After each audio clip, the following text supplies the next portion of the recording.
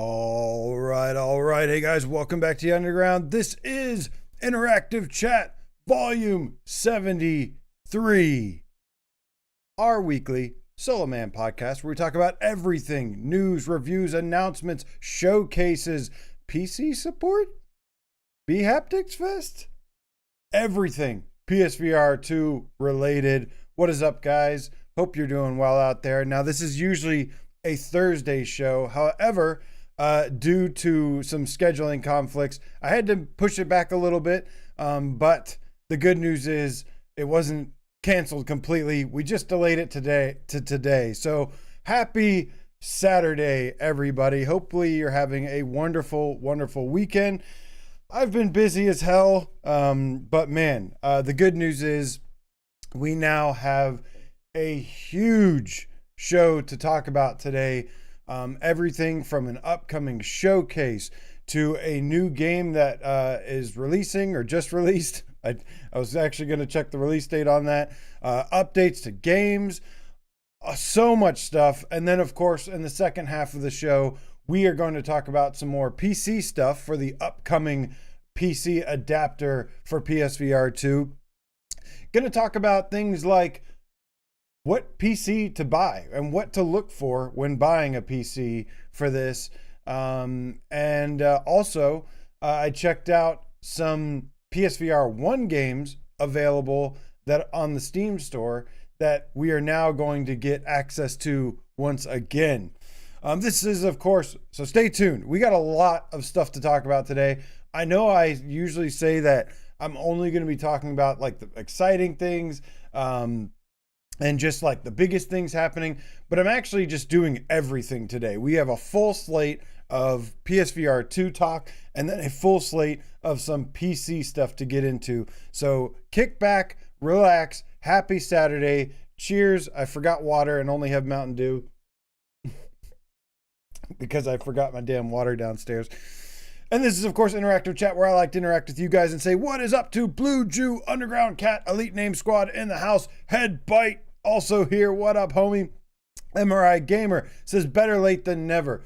As to you, my friend, good to see you. I feel like you don't write, you don't call, we don't talk anymore. So good to see you here, my friend. JH in the house, what up, man? Good to see you, man. Yeah, I'm hoping because this is a different, than my usual time slot. This is early Saturday, that we might get some new faces here. So hopefully that's the case here. I'd love to see some people that usually aren't able to catch show live here. Stingray X in the house tonight says, do we know when the PC adapter will be on sale? No, we only know that it becomes available August 7th, less than a month away, man. And I'm super stoked. But I'm hoping, of course, that like pre-orders or something will go live at least a week or a couple days before the launch. And I can tell you right now, I'm going to be taking some time off from work and be covering that heavily because I am very, very interested in this. I got a piece of dog hair here. Very, very interested in this expansion to our already awesome PSVR2 catalog. This is huge, man. This is going to be really big, but there's a lot of unknowns going into launch, so we'll have to wait and find out till then. Chrome Colossus, hello, Jan. Wolfheart, what is up? See, I'm glad to see some people be able to catch it says Saturday evening. It's 12:40 here Eastern time. So it's a little bit earlier. Shapeshifter, the Amorphous Game Cat. Yo, what up, homie? So before we get the show started, guys, because we got a lot to talk about today, before I just want to thank one more group of people, and that is these lovely people down here that go to patreon.com/PSVR Underground and support me for $1 or more every single month. You get access to a couple things. I try to write some reviews usually on there, some additional content. But I try to keep a balance between here and there and Patreon. But I love you guys. Thank you for your support as always. You have no idea how much it helps. And I plan to definitely have some more stuff soon. I was actually I started typing up some stuff, but I didn't get it finished. So I said, screw it, we'll do it live. Also, can go to vr-rock.com, use the promo code AJPSVR, and get you some lenses. Doesn't matter the headset. They have it for all available headsets. PSVR1, PSVR2, Quest, whatever you game on, get you some lenses. And like I always say, I don't care if you use my promo code. I don't care if you get them from VR Rock. Just get some lenses. It is essential for protecting your lenses on your headset, and it is essential if you need glasses like I do when you play. It makes a huge difference. All right, guys, and of course, thank you to you lovely people joining here today. Like, smoke them all up. What up, yo? Game Cat Behemoth. All right, guys, so we have a lot to get into today, so let's go ahead and kick things off with our first news story, and that is the announcement of the VR Games Showcase. This is a brand new thing. I guess it's was just recently announced, and it's being headed by our good old buddy, formerly of Upload VR, formerly of Fast Travel Games, formerly of Viveport, whatever that is. I don't know what that is. But Jamie Feltham, my favorite dude who is at Upload, great, awesome guy, real gamer at heart, is going to be hosting August 15th. There is the VR Games Showcase. Now, you may be wondering, why are you rolling footage of Ghost of Tabor? Well, there's going to be 8+ developers featured at this VR Games Showcase. This seems like a real deal thing. They have a heavy emphasis on big, like they call AAA games. Obviously, you know, probably not all AAA games, but AAA quality games, games that aim to at least be of that quality in nature. There's going to be developers like nDreams, who have a new game announced that we will be getting into in a little bit. Vertigo Games, also an upcoming game. Fast Travel Games is going to be there. Fast Travel Games have been on a tear lately. I really enjoyed Vampire the Masquerade Justice. Their publishing is going pretty well too, with that Stellaris game, or a Stellaris story game. I forget what it's called. The one where you control a little spaceship. Awesome game. And then of course Combat Waffle, great studio name by the way, who makes the highly anticipated Ghost of Tabor, which I covered in whole last week. Make sure you go check out last week's episode to see some more info about it. But there's one brand new developer that has emerged that I think has a lot of people really excited, myself included. And they are going to be, I don't know if this is their first showcase. It sounds like it's going to be their first showcase. Now, I don't have any actual gameplay content of an official game they're working on, but Flat to VR Studios, which I'm just going to be rolling some Unreal Engine VR footage here. Flat to VR Studios is going to be making an appearance at this VR game showcase August 15th. Really excited to see like them included with their first showcase, and excited to see what they're working on. It could be anything. Obviously, the idea behind them is to bring flat games and convert them to VR with as much built from the ground up for VR mechanics as possible, usually involving like first person motion controls, things like that. So I think Flat to VR Studios has really given a lot of people a lot of hope about the future, because yeah, like despite it kind of being the vocal minority, a lot of people really want flat games converted to VR. It usually has the numbers to back it up, even if there is a little bit of pushback from VR purists and things like that. Why can't we all just get along, man? All VR is good. Give us all the things. Give us the built from the ground up games. Give us the flat to VR games. All VR is awesome. let's keep this going. And so really excited to see this mix of different things. I mean, nDreams is a big studio, Vertigo Games, big studio, Fast Travel, big studio, Combat Waffle, upcoming, really popular VR title that is about to grace our PSVR2 headsets. Probably going to see some more PSVR2 footage and info on that. And then, of course, Flat to VR. There's other developers that are going to be there too. So really, really looking forward to that. Should be really awesome. I don't know exactly what time that thing is going to be, but it's going to be August 15th. Wolfart says, hey, it's 7:42 p.m. there. He comes from the future. Distracted says it's 4:45 a.m. What are you doing up, man? Go back to sleep. No, that's okay. You can stay up with us. What is up, Silver Nexus, Corporate Zombie, Gustavo Brandes?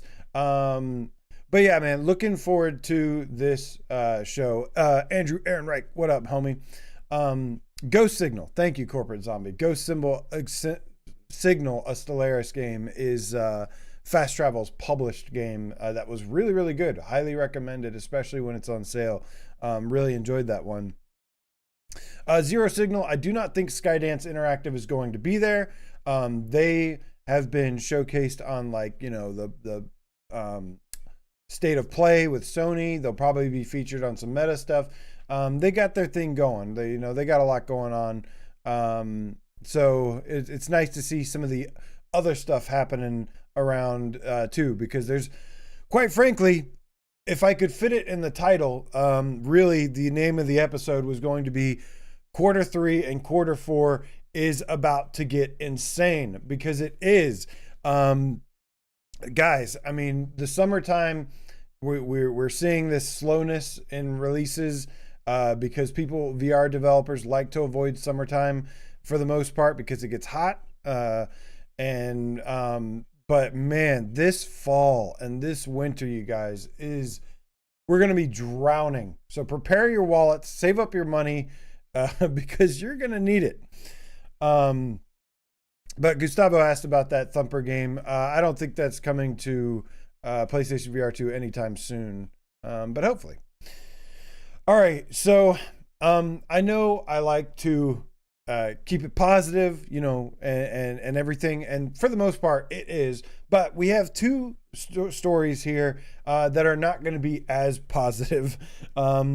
And it is what it is. But the reason I want to talk about this is because it is important stuff. The first one being, there's a game, I don't actually know the release date on this, but it's a game that either just released or is about to come out, and it's called The Infinite Inside. And this is, of course, a puzzle game that was announced for PlayStation VR2 not too long ago. And the reason I covered it is A, because I have a review key for it and I needed to do my due diligence, and B, this game, so disclaimer, for those who don't know, I typically do not like puzzle games. I'm sure this should be like a well-known fact. I should have this just going across the scroll, like reminder, I do not like puzzle games. So this really, from the get-go, didn't have the best chance with me beginning out. It's just not my type of game, but because I try to play everything and give you guys an informed opinion, I wanted to check it out. Also, when I have liked puzzle games, they have been VR games. I'm going to talk about two of my favorite puzzle games later on in the show. So I don't hate like every puzzle game just because it's puzzles. I just tend to not like them more than survival and shooting and adventure and exploration and all sorts of platforming. And basically it's the lowest on the totem pole of my favorite types of games to play. But like I said, there have been exceptions, and those exceptions have been in VR because usually there's something unique and cool or something that resonates with me. So Infinite Inside is basically a standing in place kind of, it's a mix between it's basically just a straightforward puzzle game. Actually, funny enough, I did catch some of Gamescast the other day with Brian and Wes on there. Again, wanted to be there, but I couldn't due to schedule conflicts. But I listened to their conversation about Infinite Inside, and let me tell you, they were spot on with how I feel about this game. I was really curious what they were going to think, if we were going to have different opinions, just because, you know, I typically don't like these types of games. But they literally took the words out of my mouth from everything I was thinking about this game. Starting out, it seems kind of cool. It seems kind of creative. It is visually, at least fidelity wise, is nice looking. It's sharp and clear and crisp, and it's polished looking. But the problem is, once you start getting into the gameplay itself, I have one note for this game on my notes list. I'm gonna do a little bit more justice than that, because it's not very fair. But my one note is just one word, and it says terrible.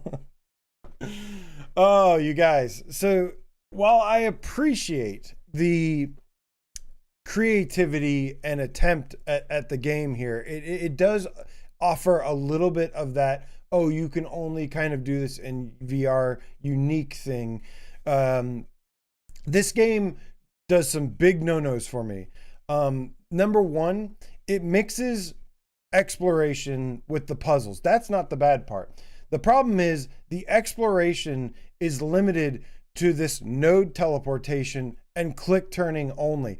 One of my biggest pet peeves with games like this is when exploration is one of my favorite types of gameplay elements. I love to explore every last nook and cranny to things.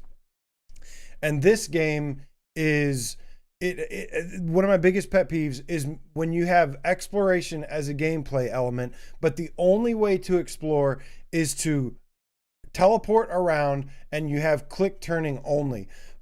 Ironically, teleport and click turning only are intended for people to prevent them from getting nauseous or sick or something like that. Ironically, it makes me nauseous to do this because my gameplay style, I'm usually a very fast player.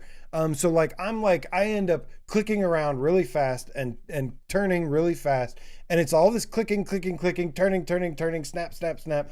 It gives me a headache. It makes me feel nauseous. It makes me feel terrible. It's so crazy to me that these features are still done here. What's happened here basically is you go around these little different rooms and you're trying to find these puzzle pieces, and then you bring them back to this outer world kind of room, which you kind of see right here, which is like this big puzzle stand, and you basically assemble the pieces together and then you place them on the placeholder to unlock the next chapter or whatever.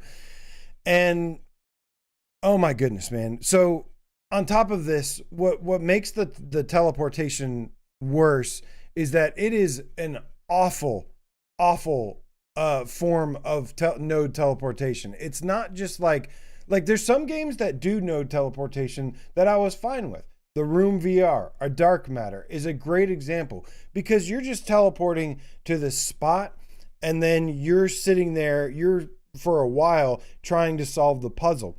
That is good game design. This is not good game design. This is forcing you to explore these rooms over and over, and then just having the most uncomfortable way of doing so. So it just doesn't work. What this game, playing it, I realized was that I saw that this game was also designed for mixed reality. And that was when the little light bulb went off in my head and I realized, oh, that's why this game, I'm not liking this very much at all.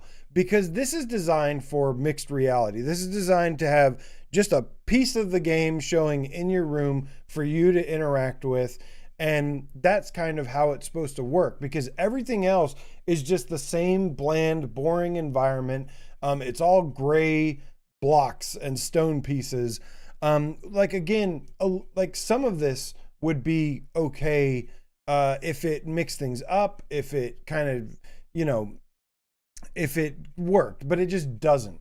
So I think that's the biggest flaw with this game on PSVR2, is that this is really designed for a mixed reality experience. And it's kind of gimmicky. It's like, ooh, ah, whatever. But in terms of like a real game, I think it's an awful gaming experience.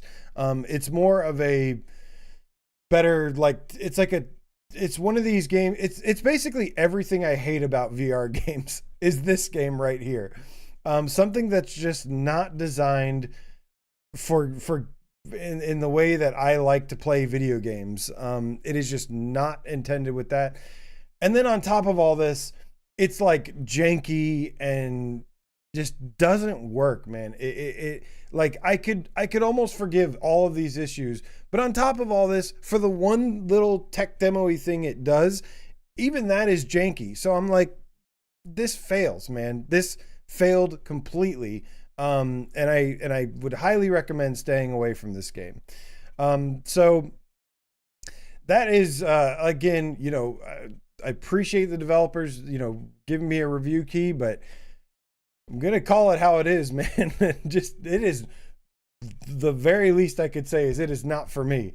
But I think it is not for a lot of people, which is unfortunate, because again, there was like little things I liked. I liked the creative. I like doing like it being something different, but it's got to be more than just different. It's got to be good as well. And it's just not fun. I agreed with what Brian and Wes were saying. I got to the third level in this, and I was so incredibly bored and so incredibly frustrated, and it just wasn't fun. And on top of this, I was feeling nauseous, which is crazy. I do not get motion sickness.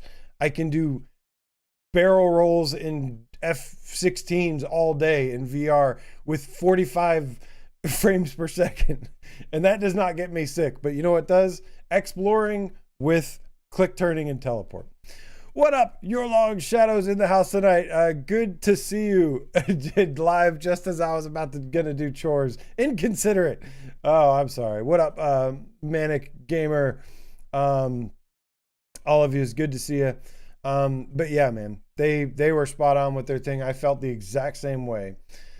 All right, so these are the only two kind of like meh segments of the show. I promise everything else is super exciting. But again, today I'm just saying I'm covering everything PSVR2. Just about everything. The other news, guys, is that we have some unfortunate news about the production of Zenith, The Last City. Zenith, the huge MMO action RPG, the developers actually recently posted a video talking about kind of the launch, the journey, the struggles that they've run into. And now they have said that despite their best efforts, they have had one recurring issue with this game that has just been a backbreaker for them. And that is they can't get people to stay in the game. And I can totally see that. Zenith, guys, has been an awesome experience for me overall. I think I had about 300 hours in it, and I thought personally it was a wonderful game. But I myself, after 1 month, kind of fell off of it, and they did these updates to it that were huge, that were really cool. But the same thing happened with me as a player. So I totally understand where they're coming from here. I would jump back in. I'd spend maybe another week in it or so having some fun with like the added dungeons, some of the content. And then I would totally drop off again and move on to something else.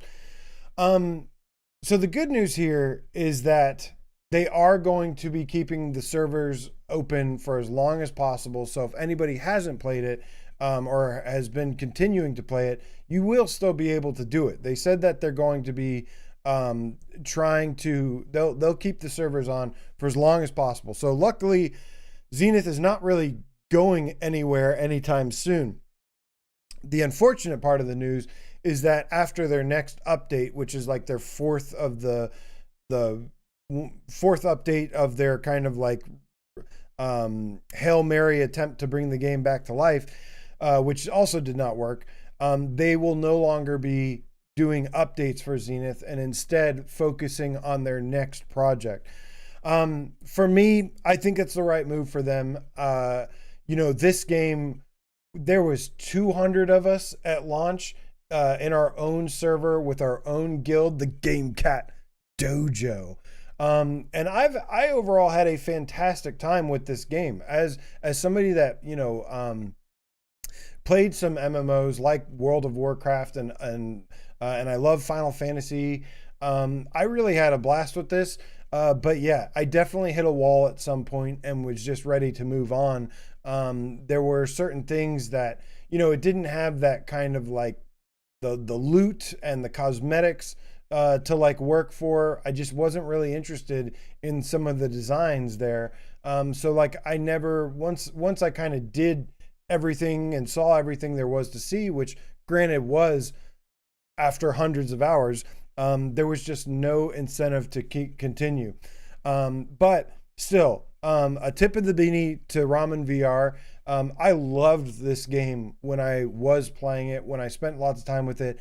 Lots of, open world, lots of variety of environments, lots of variety of enemies, really cool moves, really cool, fun, like, events, dungeons. There were some really great times to be had here. I had some amazing times with you guys playing this. So, so while it's unfortunate that they will be stopping any updates for this moving forward, they should regret nothing, and they should hold their heads high and be proud of what they achieved here, because this was an amazing game at launch and got a little bit more fun out of it since then. But I could kind of see the trajectory for this game, after the original launch on like Quest 2 and PSVR1. They just never really recaptured that momentum that they had going in, but wildly successful then and was tons of fun. So thank you, Ramen VR. And yeah, looking forward to what you have next, because I would personally really love a good MMO on VR. This was the biggest and best MMO we had for a while. So I hope somebody else gives it a shot too. Elysia, I don't even think ever came out. And I'm not aware of too many other VR MMOs. So this, as far as I'm concerned, was the biggest and best one and had them achieved the most as of yet. Metal Game Cat Solid Fritz in the house. What up, my dude? Yeah, man. Didn't do a show Thursday, so moved it to early Saturday because I had a lot to talk about. We had a lot to cover. Just had some scheduling conflicts then, and I wasn't about to miss these conversations and these news because we've got a lot of stuff to talk about here. And I figured, hey, get some people that maybe usually can't join the show might get to join. Like Shen Miaozo, what up, homie? Durbin Brown says Saturday stream hype. Let's go. Good to see you, man. Good to see all of you. All right, so that was, the most downer news we're going to hear today. Now it is on to bigger, better, exciting things, like good old Sean Murray is back at it again, because Sean Murray has released the tweet. The one emoji tweet has come out again, signaling. He has lit the signal torch, signifying that there is something big coming on the horizon for No Man's Sky. And I'm actually pretty interested in this one because he tweeted a picture of a globe. It was just a little globe emoji. And obviously this is all just speculation, but this could mean some pretty big things in my opinion. Anything from different planets to new biomes, to I'm crossing my fingers that this is something really cool, like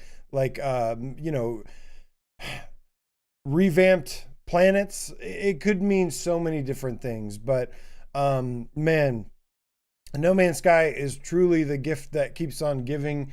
And I've been taking a little bit of a break from it, but I've been looking for any excuse. I mean, I've been playing the game for 6 or 7 years. I can't say that about really, I can count on one hand the amount of other games that I have played for that long. And in the meantime, just been playing other things. But one thing I do know is that the PSVR2 version of this game is absolutely the best version I have ever played of this game. I seriously cannot recommend it enough. This was already one of my favorite games of all time, and on PSVR2, it is the best version of the game I have ever played. So, because you get the haptics, adaptive triggers, the headset rumble, eye tracked foveated rendering. The game looks absolutely jaw-dropping now. The OLED screen with the colors. So even though like PC support and stuff is coming to PSVR2, this is a game that I will continue to play on PSVR2 on PS5 because I just don't see how any other version could be better.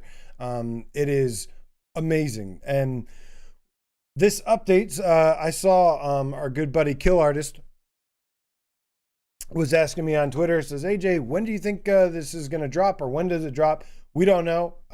But what I will say is that every update typically drops on a Wednesday.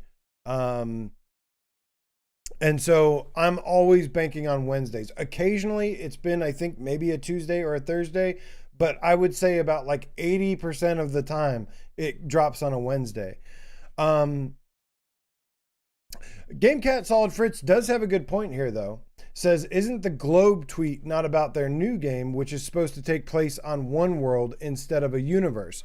That is a good observation, Fritz. This could be in regards to their next game, because it does in fact take place on, like, it is one big giant open world thing. Oh man, I really hope their next game gets VR support as well, because that is just another one I could see. And you know, Hello Games have said that, look, they're kind of taking the same stance as Capcom, where it's like, look, they know VR is not the biggest right now, that it's much smaller in terms of like you know, other gaming markets, but that's not what it's about. It's about their passion for VR and wanting to contribute to help it grow. So I really hope that's the same case with Light No Fire. Yeah, Blue Jew, thinking the same thing here. That is a really good point. It would be a little confusing for them to, you know, traditionally, forgive me for thinking because over the last 4 years or so, they have trained me on, whenever I see a tweet, to expect a No Man's Sky update, which I'm still going to be leaning towards expecting that here. But I totally understand and could see that this being maybe something more aimed towards Light No Fire, which is the name of their next title. Maybe some news announcements for that coming as well. But I'm going to guess still a No Man's Sky tweet, and maybe more of a more formal, a traditional rollout for Light No Fire. Oh, it was, Blue Jew also points out that it was specifically the No Man's Sky Twitter account, which is also Sean Murray's account. Yeah, it would be weird if it was something else. Well, it wouldn't be weird, but it would be kind of disappointing to No Man's Sky players. And they're going to hit that at some point where they're going to, I mean, yeah, they're going to eventually, once Light No Fire comes out, they're going to have to eventually, I guess, move on from No Man's Sky, which would be crazy, because they've supported it for 7 years, but I could totally understand if they want to focus on that game and expand that one. But hey, like I said, if it eventually, as long as No Man or Light No Fire eventually gets VR support, whatever they want to do, they have already gone above and beyond for No Man's Sky, considering what it was like at launch and where it is now. So either way, super exciting news. But yeah, still gonna think that this is likely a No Man's Sky update and probably coming Wednesday. That's just a guess, but that's a guess going off of, like I said, 80% of the last updates that came out. They just really like Wednesdays. But yeah, I'm really hoping for new biomes, new planets, new worlds, things like that. That could be really, really cool. And I'm letting the content kind of stack up for No Man's Sky a little bit before I jump back in. For like, sync it, because every major update where there's a lot to do, I typically spend another 50 hours in it. So I'd like to let it build up a little bit to like another 50 hours worth of content and just go live in No Man's Sky for a couple weeks again. The goat. All right, so moving on to the next story. Man, we have got so much stuff to talk about today. We're making our way through it though. Big Shots VR. Now I should have probably used my gameplay footage here, but I don't know if I still have that or not. But why am I talking about Big Shots? Well, Big Shots VR, which is a game I did like, by the way, has announced on the Twitters that it will be getting official bHaptics vest support. Yes, we're throwing in some bHaptics vest here stuff again. Big Shots officially announced bHaptics vest support, which you guys know, even though I've been preoccupied with other things, right before I got preoccupied with those things, I was really getting into this vest. I think the bHaptics vest is awesome. It really does take the immersion to the next level and is, I mean, between the racing wheel, the HOTUS, the other favorite accessory I have is without a doubt the bHaptics vest, and it's a little bit more versatile in what it can be played with. It's not limited to racing games or flying games like those are. It's something that can kind of be played with everything. So we know that bHaptics is implementing official PSVR2 support soon. We're still waiting on the official announcement for it. But I think it's right around the corner. It seems like they're making some moves, and I'm not a sponsor from bHaptics. They just sent me one for review. I could tell you it was shit if I wanted to, but quite frankly, it is the opposite of that. It is freaking amazing, and it is one of the coolest VR accessories I've seen since the aim controller. It is awesome. It is kind of like, hopefully we see it become this like must-have kind of thing. It is expensive, which is gonna, be a barrier for it. But I think I've just learned to accept that VR, and especially the best VR, is expensive at this point. And I want to minimize that damage. But anyways, I'm ranting here. Big Shots, a game that I actually already really, really enjoyed, is the cool wave-based roguelike mech shooter where you get to shoot little bugs. Wave-based roguelike, not something I would usually be excited about. This game was good, however. Now, granted, I got about maybe 5 to 7 hours out of it, and I was kind of good. But that was a really fun 5 to 7 hours, and that was worth something. So, this is a great another addition to the bHaptics vest. We know that Legendary Tales is getting support, Breachers, and now Big Shots have been announced. This is with the official support on PSVR2, and there's more to come. Make no mistake about it. There are other games. I don't know if some of the other ones have been talked about yet, so I'm going to refrain from saying anything else. I'm going to keep it there. But yeah, I love the bHaptics vest with Gran Turismo, with Resident Evil, with Galaxy Kart. So much fun. But nothing compares to, while those are amazing, the native support is really like that. Whoa, we're living in the future type shit that we want to see. But shout out to its audio to haptics mode, because that's how I played Gran Turismo, feeling like the engine revving. If you haven't seen my video, make sure you go check it out. I made a video about all covering the bHaptics vest, and how much I've really liked it so far, and it's just getting started. But looking forward to this official bHaptics support for big shots. Keep the games coming, man. Keep the games coming. That's what's going to make or break this vest. Robbie Joe Show, thank you so much for the donation, my friend. Appreciate the love and support. Right back at you. Getting that tip train started. Choo-choo. Let's go, baby. We're bringing the hype today, man. Bringing the hype, the energy, the excitement, because quite frankly, there's a lot of stuff to be excited about right now. Finally, after some deafening silence, after some silence for a while, finally some news and topics, exciting things going on. Says AJ, my good man, I'm rarely awake to see you boys live. Is there any truth that Flat to VR got dev kits for PSVR2? Thank you again for your support, my friend. That is 100% true. 110% true. It could not be more truer. Flat to VR not only has a PSVR2 dev kit, they have more than one. And they are working on several different things. And like I was talking about before, the first topic of the show is the VR Games Showcase, August 15th. And they are going to be featuring some stuff there. So the thing you got to keep in mind about Flat to VR is that they are a new studio. They are building their reputation. They're building client base. They have to work up to it a little bit. We'll see how fast they go from 0 to 100 and start, taking hold of some really big IPs and games. We know they're capable of doing it. We've obviously seen their work in several other things, and it's amazing.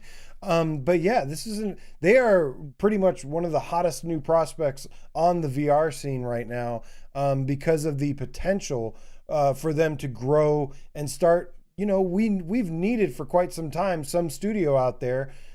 We've talked about it countless times that is just converting games to VR. Developers don't want to do it themselves.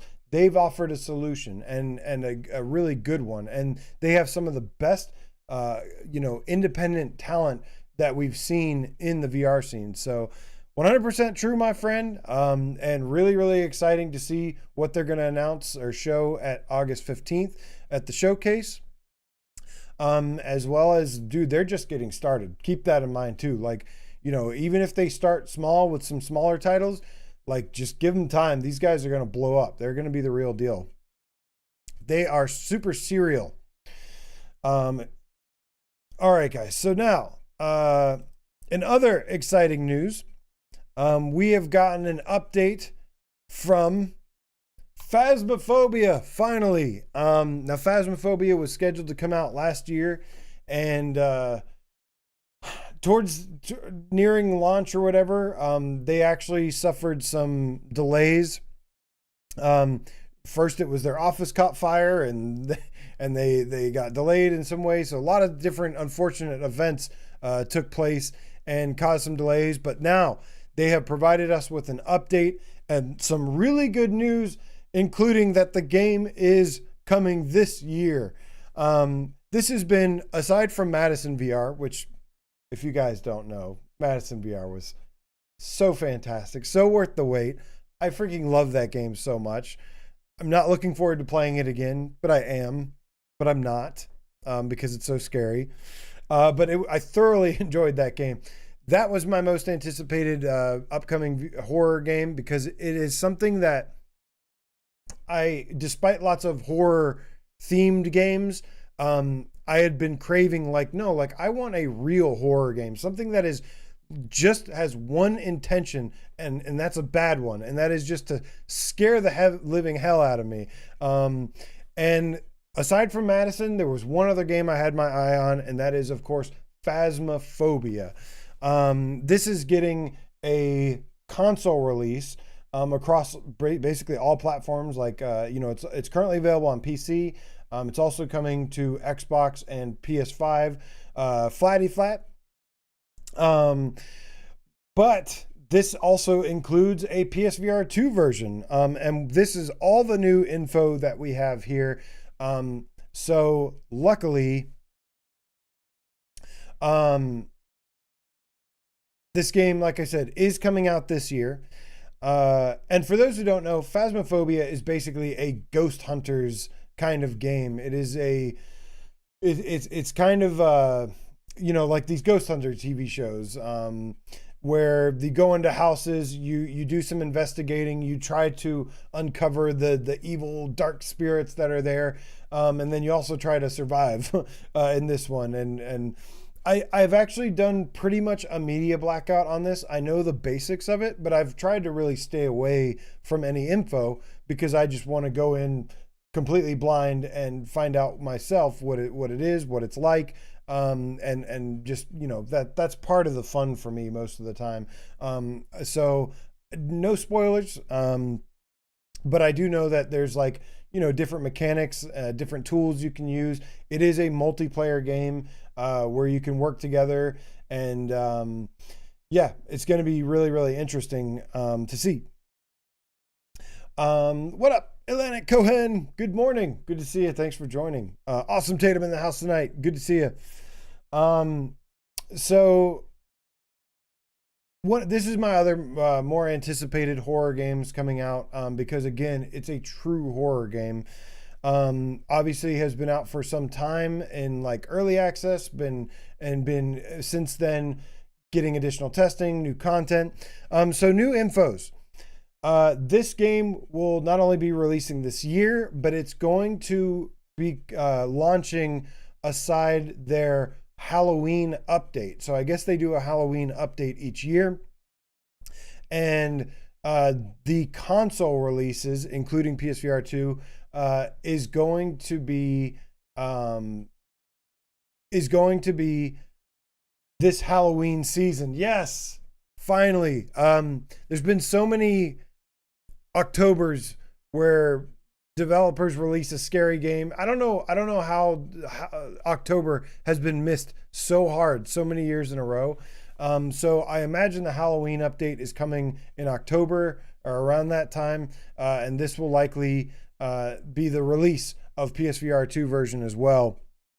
In addition to it releasing on consoles and PSVR2, other awesome news is that it is going to have full crossplay enabled. So across all platforms, fully cross-playable, we'll call it. I'm guessing you can play with flat players, you can play with VR players, anybody. Any system you're on, you can play together. The game is getting a bit of a price hike. It is going from 10 something, 15 something to $20. They said that this is due to more content being there, the console launch, lots of things. $20, I mean, that doesn't sound bad to me. $20 for, what this is sounds like a perfect price point for this. I would have thought that it was already $20, to be honest. So that's totally fine by me. There's going to be some new content being added later, and that's going to come after launch. Now, there is something important to note here. I think it was Chrome Colossus mentioning this. There was last time we talked about this, which was basically last year. We talked about how I think Gamertag came in and said that this version pointed out that this version on consoles is not going to support the what we would call the voice immersion function, which is basically where you can talk out loud, speak to the ghosts, the spectral spirits or whatever. Instead, you're going to have to use the text function in order to communicate. The developers have actually said that that is still going to be the case at launch for now. At this time, they are anticipating that this game will still be using the text feature. I'm guessing it's just a text dialogue that you click to ask who are you? What do you want? Blah, blah, blah. What's your name? What shoe size are you? Whatever you would ask a ghost. And However, they did say that they are working on a solution for that they are trying to figure out a solution so that you can use the microphone to speak to the ghost. Obviously, I don't think this is going to affect, this doesn't, I don't think, affect like speaking with each other. There's other ways around that as well, such as like private chats, Discord, different ways. But this is specifically towards like things like using the spirit box and speaking to the spirits in the game. So the bad news is that they are anticipating that it's not going to have that function. The good news is that it's coming this Halloween season, and they are going to be trying to work on a solution between now and then, and will update us if they do discover something. They got to figure something out for this, because it sounds like from a lot of people I've talked to is that this is a pretty awesome feature to have. And if it doesn't have it or doesn't ever get it, I don't know. For those of us that are going to be playing both on console and PC, it may end up having the better version on the PC in the end. But we shall see. In the meantime, they are polishing up the game. They're getting it up to as polished as possibly can be. So I expect this to be pretty good when it eventually comes. Been looking forward to this one for a long time. Your Long Shadows says, I'm okay with spooky games missing Halloween. What I don't get is the ones they release smack dab in the spring or summer. Yeah, we have seen some horror games get released in the spring and summer. Yeah, Madison came out. And when did Madison come out? Was that February or was that spring? I think it was spring. I'll tell you what, no complaints though. I'm okay with delays. I just look, October is my favorite time of the year. This like spooky season is like literally the only like time of year that I'm actually like excited about the time of year it is. And like all month long, I really get into it. I watch tons of horror movies. I like to play tons of horror games. I send Halloween memes to all my friends and family constantly during this time. I get really excited about Halloween spooky season.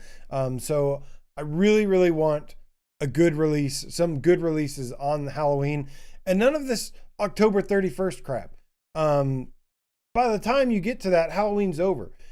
Just launch at the beginning of Halloween so it can celebrate all month long. And that's my last 2 cents I have on that. All right. Yeah, and hopefully we don't have a bunch more. I think overall there's going to be a bunch of delays between quarter 3 and quarter 4 of 2024. Not for some of the games that have already been delayed multiple times. But, and again, at the end of the day, I'd rather the game get delayed and be good than it launch and totally screw up their launch. And then by the time they get the game fixed, nobody cares. All right. So moving on, we have 3 games, that have recently been highlighted out of nowhere after, a couple weeks of silence. Sony have finally built up some PSVR2 hype using the PlayStation blog and YouTube channels, of course. But nonetheless, we've got some exciting new games an exciting new game announced, as well as some updates to some already known games, but some significant updates. So we're going to break down the big 3. This is, of course, Frenzies, Wanderer, Fragments of Fate, and Metro VR. We're going to kick things off with Frenzies. This is a new upcoming PvP shooter by nDreams, and it is described as a neon-soaked multiplayer shooter. And this one, I've said it before, I'll say it again, like multiplayer shooters and stuff are not usually my type of thing. Something like this wouldn't usually entice me. However, I got to look at this trailer and I got to look at some of the details, which I will get into here in a second. And this game is actually looking pretty sweet. This is, of course, nDreams, who have made Fract and Synapse, some really, really dope VR shooters, and they're kind of borrowing some of those mechanics. One of the things we like about them is you typically make really good gameplay.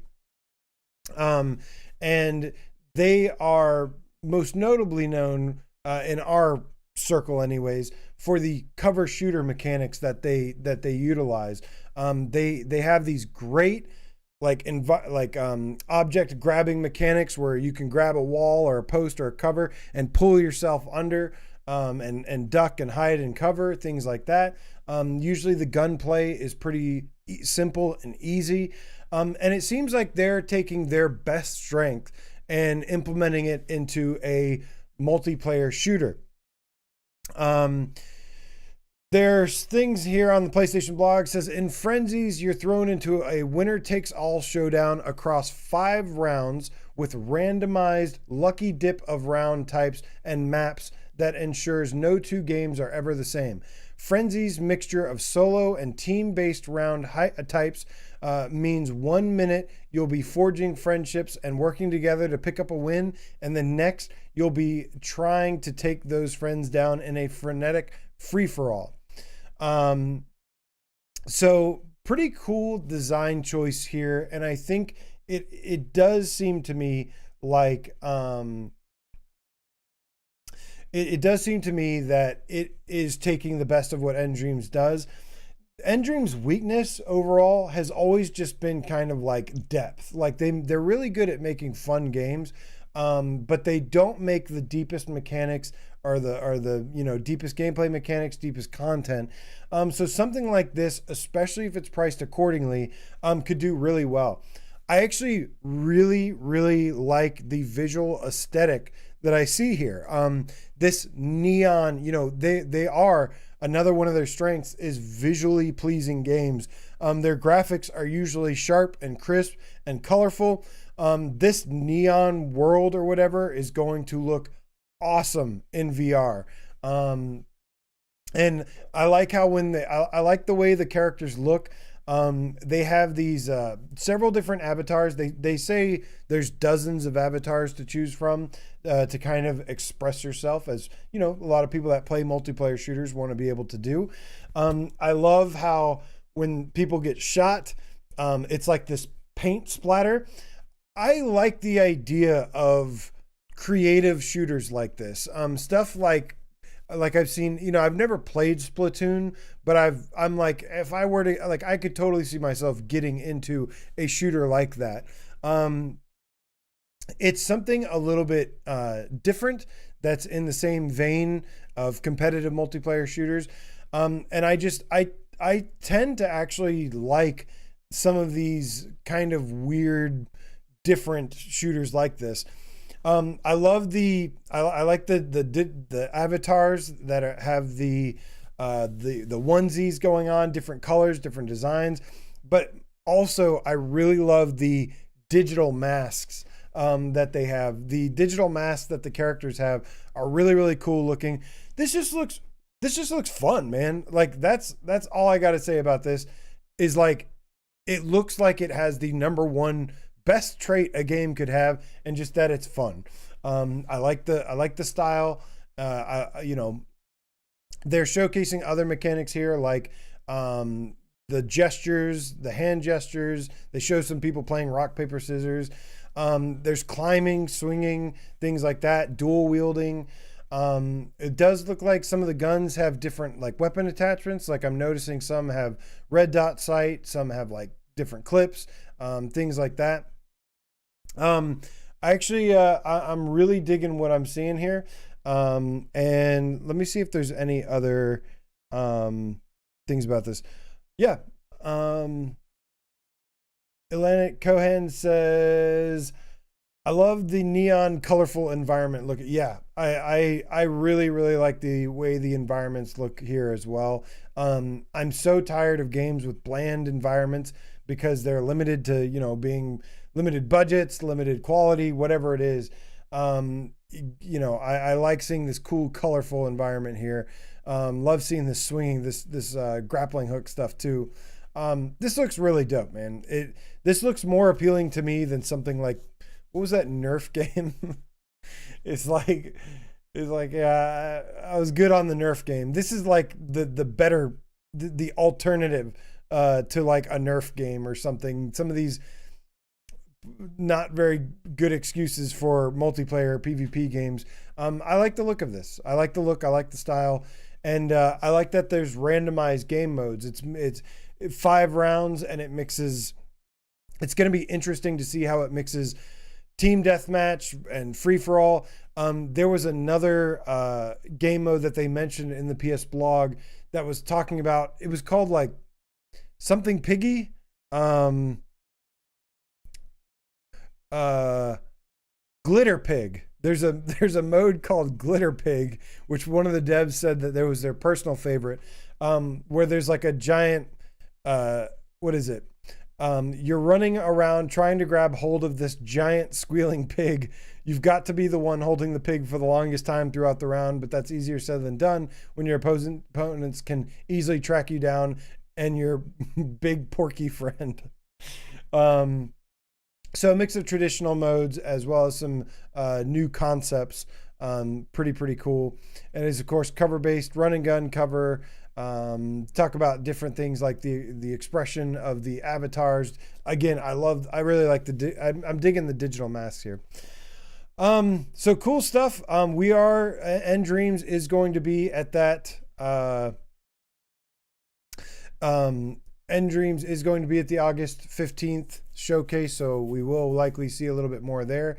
They don't have a release date yet, but they said we'll be seeing more in the coming months. So either going to be probably later this year, end of this year, or maybe an early 2025 title, which honestly wouldn't hurt to have some stuff coming out early 2025. We need to start, this year we know we're pretty set, but beyond that, we need some stuff to look forward to. So looking forward to this. I will definitely check this out. This looks fun to me. Oh. But yeah, no worries, distracted. Sometimes glitches happen.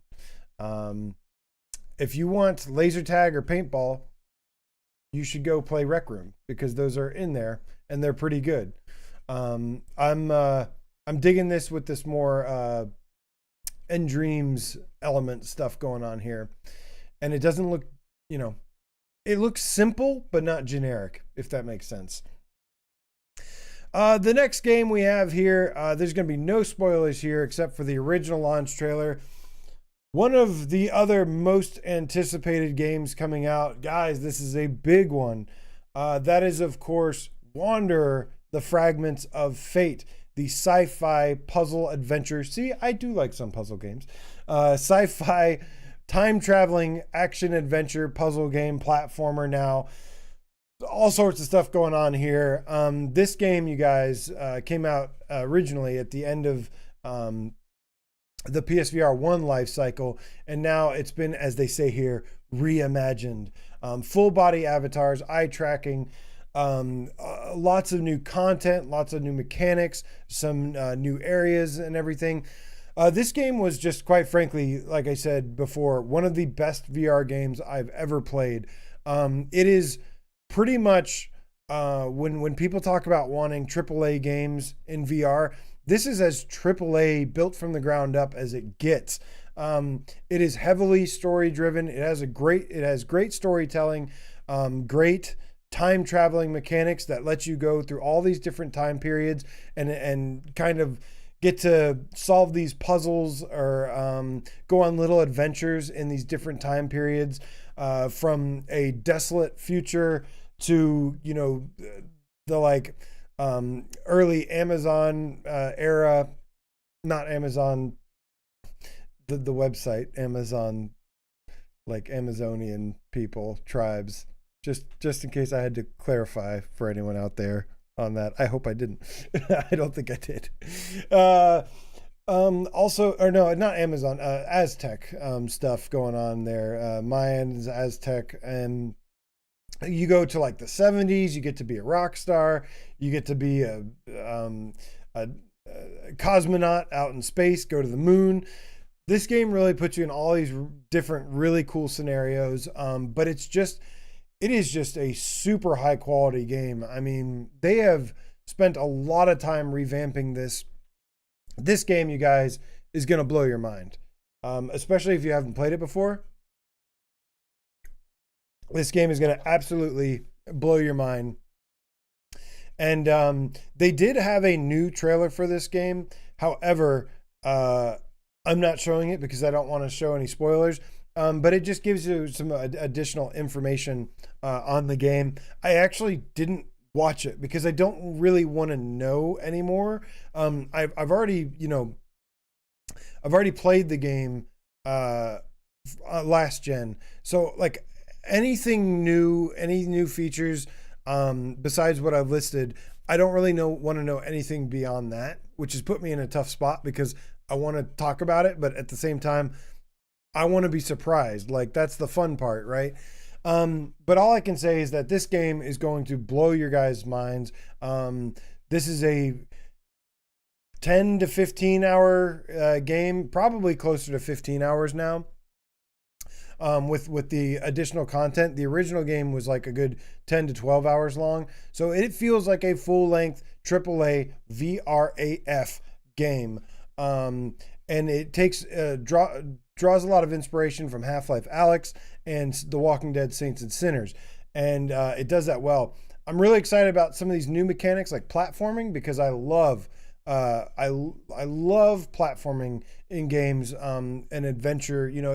It just heightens that sense of adventure really well. Mark Poppin Pringles Leafy changed his name. Oh, what up, Pop? It says, was there any climbing in the original game? I don't think so. I mean, there might have been a little bit. I don't believe so. The difference is, I mean, there was a little tiny bit, but the difference is like they've actually redesigned it with like, I mean, the climbing and stuff here looks more like platforming gameplay. So that's the difference here. It looks more akin to like an Uncharted type climbing versus, Horizon Call of the Mountain type climbing. But yeah, if there was just a little bit. This game is more so, at least the original version, is more so about the story-driven adventure that you go on. Some really, really good puzzles. Again, an example of a puzzle game I really, really liked. Another thing is like the environments, like the really cool environments, set pieces, things like that. This game is awesome, man. So, and I didn't even mention the really awesome part yet. It has an official release date again, October 31st, Halloween Day. This game comes out. I'm cool with this. I said before, I like to play horror games all month long. I really don't care about Halloween Day itself, ironically. So I'm actually really okay with this coming out October 31st. Especially with all the different themes, it kind of still, even though it's not really a horror game or anything, it kind of still fits the theme of all these different costumes you wear and all sorts of other things. This is another way to connect. I don't know. At least that's where my brain's going. But I am really, really excited about this game, and you should be too. This is definitely one to wish list and keep on your radar, because if you want a high quality AAA quality experience, full length game, this is what you've been waiting for, basically. Cannot wait. Super cool. One of the best VR games of all time. Need to reiterate that. And this is a reimagined, enhanced version. The last game that they showed is probably, I feel like this is the game that is generating some of the biggest buzz right now in the VR space. And that is, of course, Metro VR. We got a little bit new info here as to the game design, into the game design, into some of the story that it's going to tell, some of the things. So I'm going to actually be referencing some of the the exclusive interview they had in the PlayStation blog, kind of just do like the Cliff Notes version of it, so you can get all the infos. But again, gonna besides this trailer rolling here, which is the original announcement trailer, gonna be keeping it mostly spoiler free. Although, disclaimer, the thumbnail is from Metro. The thumbnail that I have is actually from Metro VR Awakening. So I feel like this game is a pretty big deal. And that is because it's not only a popular IP and getting a built from the ground up VR version, but it's also it's also got some really, like, a good fit for VR. VR makes is really fun to play survival, horror, combat, stealth, things like that. This game is going to be a first-person, single-player, heavily story-driven campaign that takes place before Metro 2033, and it is basically a post-apocalyptic stealth combat adventure is what they're kind of calling it.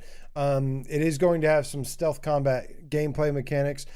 So a couple quick things to note here. This is from, again, the PlayStation blog, where they sat down with creative director Martin de Ronde and game director Samar Liu to discuss more about the game and how this version is being adapted into VR based off of a very well-renowned IP. So first and foremost, the story is being written by Dmitry Glukhovsky, which is the writer of the original game. And that is something that is very important, because one of the things that made the Metro series unique is the storytelling. I haven't played all of them. I haven't beaten any of them, but I have played them. And the one thing that grabbed me right away was that I looked like I was just playing your regular sci-fi first-person shooter, but the way the narrative was told and delivered, it was like, whoa, like this really feels different. Like that really stands out, the storytelling in itself. And, you know, games I don't usually play for the story, but when they have a good story, that is one of the ways it kind of transcends being a game and becomes more of a work of art, or can potentially be, and this is a strong example of one of those. It is, of course, based off a book series, and it shows. Like it felt like you're playing. You know how like some movies are based off of books, and it's like watching the book if it's done well, which is like basically never. This felt like I was playing a book, but a lot less boring. It's like an audiobook. Okay, you're playing an audiobook. Anyways, they say that we were expecting him to come up with another story for the game that was in line with the other Metro games, but instead he came up with a very personal, emotional story for a new character. So this is going to be a new character that's in the game. And they are focusing on a more story-heavy and story-driven approach for this particular game. I think this is a really good thing, because I think that's what's going to help this stand out a little bit. Now, storytelling is tougher in VR. A lot of people make the mistake of trying to do this, and not many people have achieved it. There have been some games that have achieved this, like Farpoint, and The Invisible Hours, and anything else Rob Yescombe has written. But most of the time, story-driven games for me, they fall flat, because a lot of times you got to hear this talking in your head, and it's like I'm not the one talking, so it's not very immersive.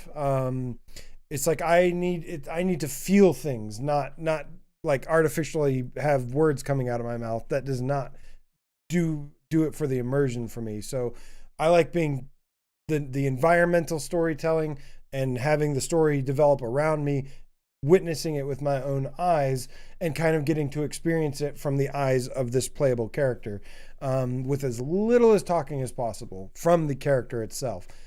A little bit's okay. I just don't like it when they don't shut up, when they're talking, things are talking the whole time. I want to see some environmental stuff too, which this game will have.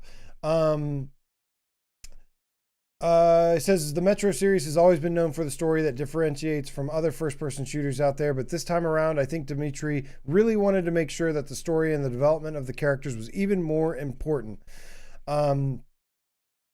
They say it's still going to play close or stick close to the playstyle of the mainline games.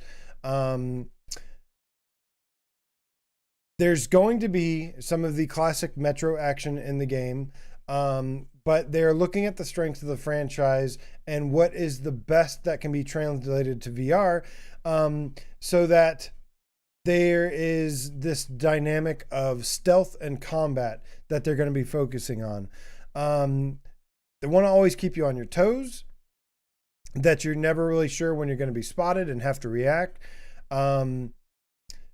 They like stealth. So this is going to be have some stealth, some cover fire stuff, and let's see here. What else? They said the character that you're going to be playing as is not exactly a combat expert. So you will have some ability to defend yourself, to go on the offensive, but you're not just some OP guy running in with a bazooka. There's going to be, it's not like survival in the traditional sense of survival of like having to, I don't think of like having to eat and drink water, more like stealth survival, like trying not to get caught, trying to survive and stay alive that way. They talked about some of the assets from the original game were provided for this, so it's going to use original assets of the game. Something that's really interesting too is they say they're pointing out that you're going to still feel the pressure of your bullet count. They said you're basically constantly looking for ammo. Like the previous games, sourcing bullets is going to be an ongoing concern. We have this beautiful environment. We have this beautiful world. Our art is made sure that there's detail to explore, but you also need a reason to explore. And the main reason to explore every nook and cranny is just to find bullets. We figured it would be best to hide those in small packets, so you won't necessarily find full clips at the time. Instead, you'll be finding single bullets out here, a couple bullets out there. We've also made an effort to make sure that in some cases that there's a bit of environmental storytelling around how that ammo got there and something that triggers your imagination. That's really cool. Again, I was talking about it's going to be important for them to have some environmental storytelling. That works extremely well in VR. So just something as simple as, scouring for bullets, scouring, these places for bullets, and maybe seeing some blood trails or like, damn, something awful happened here while you're just trying to pick up these bullets. Like, that's going to be really cool, really tense. So this is the probably one of the most important things that we can talk about with this in regards to the new info. Translating the tactile nature of Metro to PSVR2.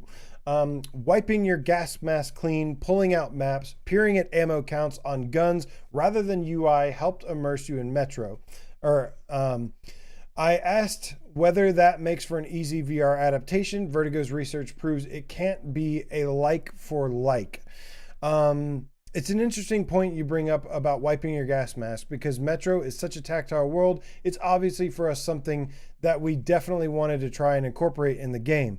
We tried to come up with an alternative way of wiping clean your gas mask that I think fans will still very much appreciate, even though it's a slightly different version, and wiping it when you have it on your face. So basically talking about that they're having to adapt some of the things to VR, what they've had to change. Here's the good stuff. We chose to keep a lot of our UI and interactions as diegetic as possible. For example, if you want to see how many bullets you have left in your gun, we have put we could have put a counter on it, but we didn't do that. Instead, we opened up the clip so that you can actually see how many bullets are in there. So that if you want to know how many bullets are in your clip, you actually have to pull it out and look at it. It's just a bit more immersive when you go into a combat encounter and you're like, okay, let's prepare, blah, blah, blah. Okay. So they're just talking about how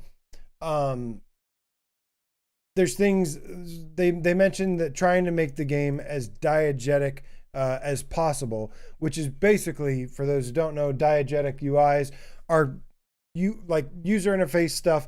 You know, a lot of flat screen games, you'll have your health bar here, your ammo count here, your destination here, just showing up on the screen. I am typically somebody that really likes to turn the HUD off in VR. You know, I can play with it either way, but sometimes, and especially when I'm like, I want this to be more immersive for this experience, I turn that shit off, and when I don't need to have it.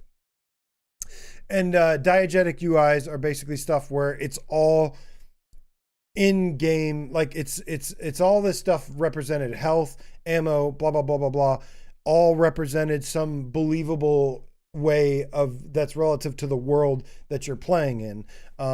Like what they said, instead of a number ammo counter, it's like you have your ammo clip that they've opened up so you can actually see the bullets that are in there when you're using it, to be able to count your ammo and see how much ammo you have. All right. The last thing they get to is, of course, they reiterate that adaptive triggers, it's going to have adaptive triggers, haptic feedback, that they said the team had a lot of fun implementing these to make each weapon feel way different. And they said it seems like a really small thing, but it is kind of those subtle elements that make you forget you're playing a game when it's just there, right? So that's going to be really cool. They also talk about there will be like a bunch of comfort settings, but I don't care about comfort settings. Sorry if you do. Too bad. We don't like comfort settings around here. What is up, virtual strangers in the house tonight? What is up, my friend? Good to see you. But yeah, Metro VR, dude, that screenshot that they posted looks amazing. I'm kind of debating whether or not I want to go and play the flat screen version before this comes out. It is nicer usually when you kind of, you know, I get that reference. When you kind of get the references and stuff going on in the game, understand a little bit more, it doesn't hurt anything. It certainly, it would probably help. So if I find the time, I would like to jump in, at least play a couple hours of one of the games. Most of the time, this stuff is designed in a way where it doesn't really matter, especially this being a prequel and a standalone story. I don't think it's going to be something you have to do for this particular game, and it's not usually something you have to do for most games. I went and I played Horizon before. I played Horizon Zero Dawn, beat it before Call of the Mountain came out. I didn't have to do that. There was literally, like, there was, other than just playing Horizon because it's an awesome game, there was no like meaningful reason to. So I think it'll be fine either way. So I think I just talked myself out of playing this. Although I do just want to play the game because it's fun from what I've played so far. All right. So just a quick recap, guys. VR showcase, VR Games showcase, August 15th. Gonna have Flat to VR studios there, as well as nDreams, Vertigo Games, Fast Travel Games, Combat Waffle, a couple other studios as well. Let's see here. Infinite Inside, it's terrible. Zenith is ending updates, but it's not shutting down its servers or anything. No Man's Sky, developers teasing a new update coming soon, a little globe icon. Big Shots VR announced on Twitter that they're getting bHaptics vest support. Phasmophobia is coming this spooky season, whoop whoop, with some additional details. And then, of course, the big three we got this week: Frenzies, nDreams' new multiplayer shooter title, looks really fun. Wanderer, Fragments of Fate coming Halloween October 31st. And lastly, Metro VR is shaping up to be really nice looking. I'm gonna actually be pretty, it's up there on my more anticipated games, and I hope they pull it off. I know some people feel differently about Vertigo Games and what they're able to accomplish. I think at the very least they make just like solid games. Worst case scenario, it's not going to be amazing. I think at the very least it's going to end up being a pretty solid game, and I'm totally fine with that. Mischievous Markio, the Underground Game Cat, what up? Elite Name Squad in the house. Good to see all you guys. Thank you all for being here today. Good to see you. Appreciate your support. Let's see here. Well, guys, that concludes the PSVR2 / PS5 conversation here. As always, we are now going to be switching over to PCVR. Yay! But yeah, an hour and a half of PSVR2 news and updates to talk about. So if you missed it, rewind the show if that's what you only care about. But for all others that are anticipating or want to know more about the upcoming PC adapter for PSVR2, it is time to switch gears and start talking about that. I've got two really, really big topics that I want to get into today for PSVR2 on PC. The first one is a conversation that I'm trying to get a new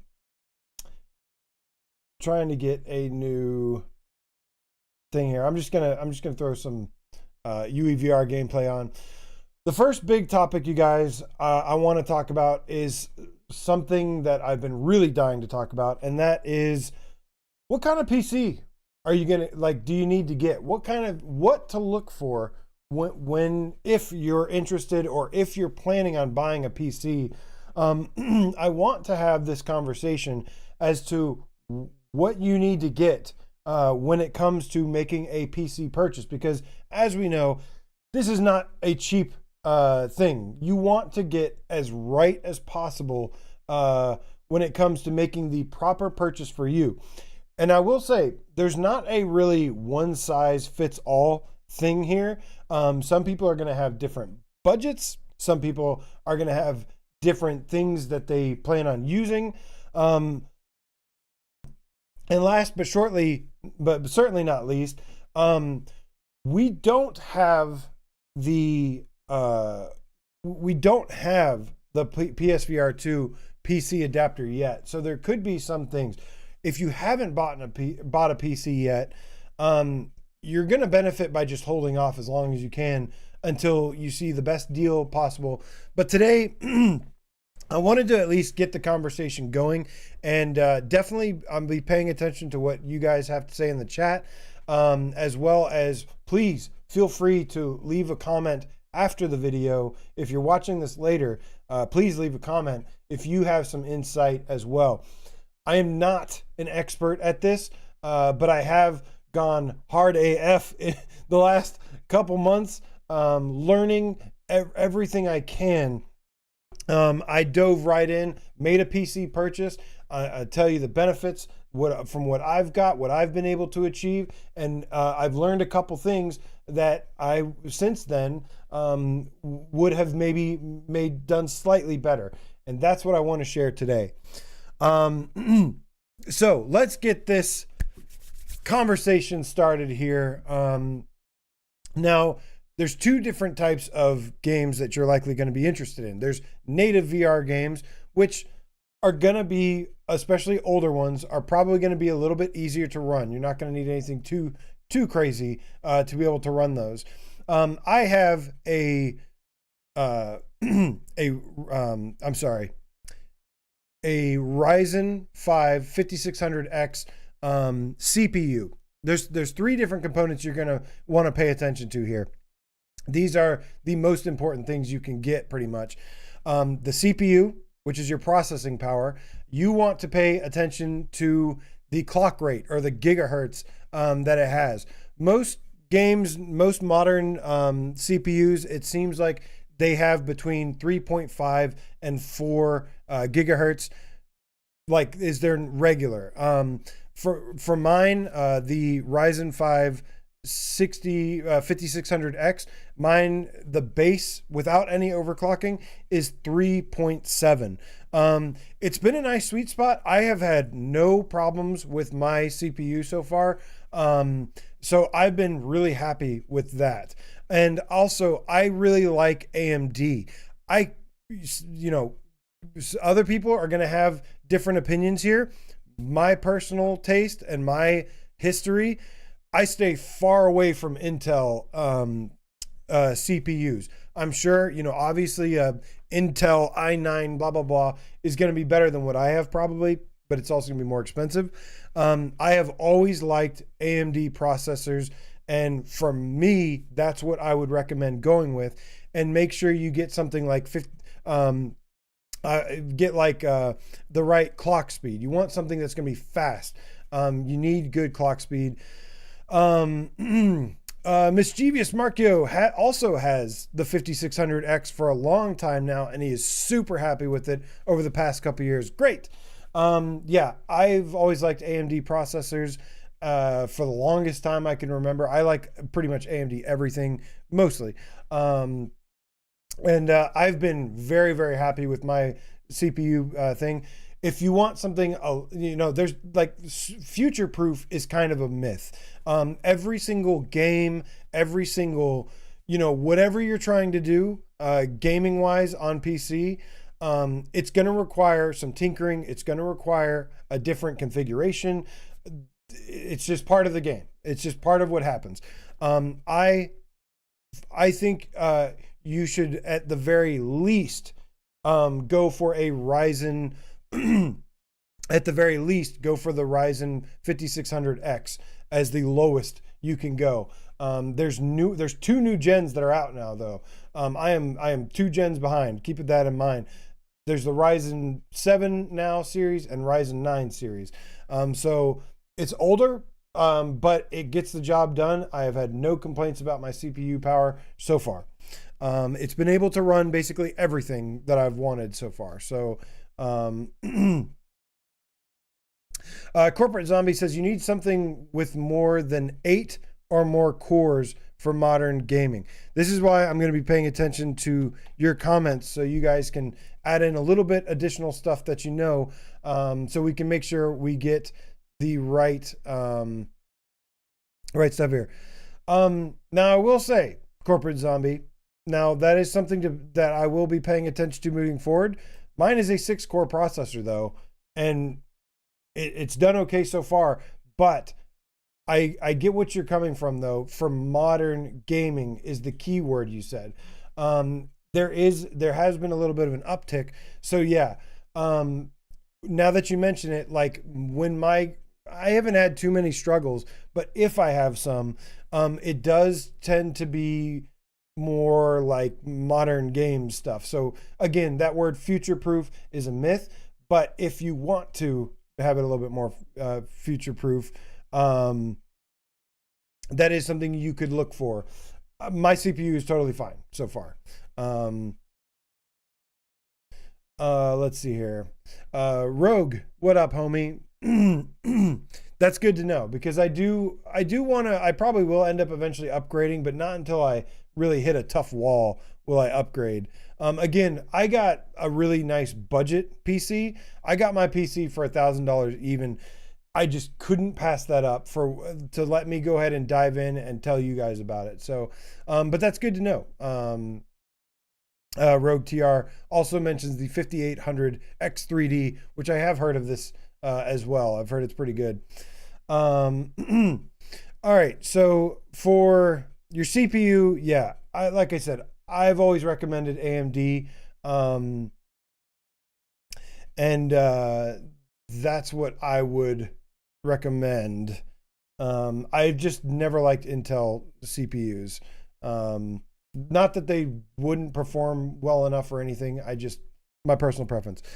The next thing you need is the GPU. This to me, and you do have to find a CPU and a GPU that are kind of in balance with each other. Of course, you need a good motherboard that can support both these as well. You're balancing three different things here. You're balancing the CPU, GPU, and your RAM. RAM is a pretty easy one to get out of the way, but we'll still deep dive into that in just a second. Rogue TR says the 5600X, what I have, is a solid, probably the best entry level CPU. Yeah. Again, no complaints for it so far. But so for the GPU now, paired with my AMD 5600X, I also have the 4060 Ti, the NVIDIA GeForce RTX 4060 Ti. Guys, this is something where you do really have to pay attention to. The GPU is extremely, extremely important, what you choose, for a couple different reasons. There's two different GPUs that I've seen that I would probably recommend the most. And this is, of course, what we're trying to do here, guys, is squeeze the most out of what we can get with the best price. If you have unlimited money, go and get yourself a Ryzen 9, an Intel 9 processor, the 4090 series. If you're willing to spend thousands of dollars and you got it, sure, go have at it. I'm talking about if you don't, which I don't, not yet anyways, but I'll be trying to save up for something else in the future when I need it, or I'll be upgrading. I might be doing some upgrading over Black Friday. But if you're looking at stuff, Distracted also puts out a good point here, which is something I thought I mentioned, but I'll reiterate. You don't want to bottleneck any of your components by one being way weaker than the other. That's really the only thing. And you can do a quick Google search and say, hey, I'm interested in this graphics card. What does it pair best with? And there's tons of information out there that'll help you tell you the best CPU, the best GPU to pair together and what to use with it. But yeah, and I feel like, so my GPU is the RTX 4060 Ti. It has done mostly well. Actually, it is for flat screen gaming, it does everything on ultra max settings, everything. For older PC VR games, it does pretty much everything max settings for the most part. Really, really well. Good solid frames per second, really beautiful graphics. The one mistake that I made, that I got tricked on, that if I could go back and change anything, is that there's one of the most important things you need to look at when choosing your GPU is you need to make sure it has at least 12 gigabytes of VRAM. This is the virtual memory. A lot of this PC gaming it's powered by your graphics card, your GPU. And so again, not everything is a one size fits all. So some of it's going to come down to personal preference. Do you want highest frames per second? Do you want the best looking graphics? Do you want the most compatibility?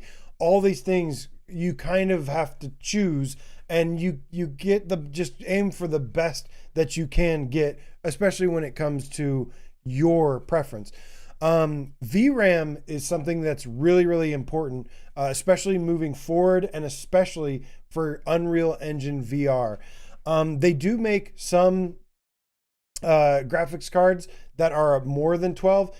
All I'm saying is at least get a minimum of 12 gigabytes of VRAM in your card. I got tricked when I got the 4060 Ti because there's two versions of it. Unfortunately, the one that I got, this is where buying a pre-built came back to bite me a little bit, just a little bit, is that it came with the 8 gigabyte VRAM graphics card versus the 12 gigabyte, which I thought it was going to be. And that's where it kind of got me. That being said, I can still play everything to a satisfactory, more than satisfactory level. Like I said, even with 8 gigabytes of VRAM, I'm able to play old VR games, like max ultra settings, and I'm able to play UEVR. Every single game I've tried, there hasn't been a single game I haven't been able to. Where my catch is that my where my catch comes from is that my graphics card is really best for like 1080p gaming for like really heavy graphics. I can have beautiful graphics, but it has to be limited to 1080p, and then I use some compatibility stuff to sharpen it up to make it or enhance the resolution. There's still ways, there's still workarounds regardless. It's just like, this is what you're going to get, and this is what you're going to have to do to improve it.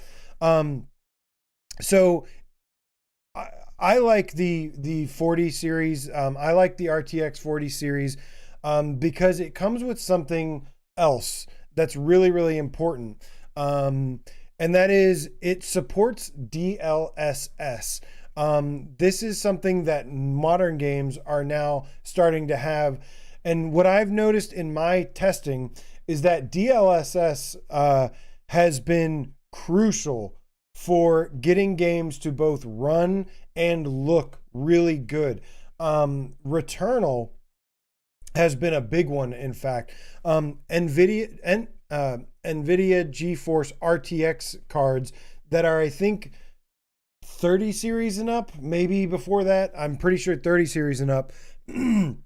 They support this DLSS function for supported games. The games also have to implement it as well, but a lot of modern games are doing this. For older games, it doesn't matter. You're going to be able to run most older games anyways. But for UEVR, so far, my biggest things I've learned is that DLSS is really, really important for making my games look and run well.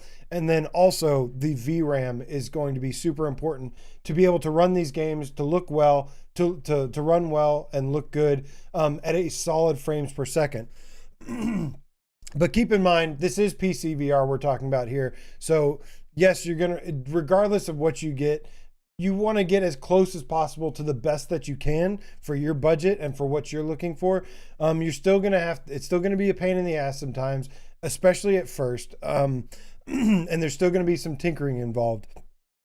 So that's just the nature of the territory that comes with the territory.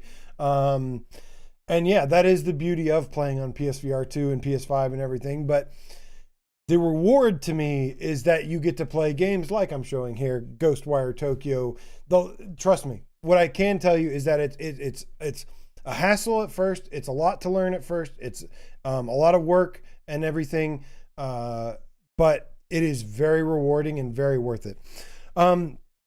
So the RTX 40 series, I think like 30 series and up, supports DLSS. If you can get something with that, I would highly recommend that.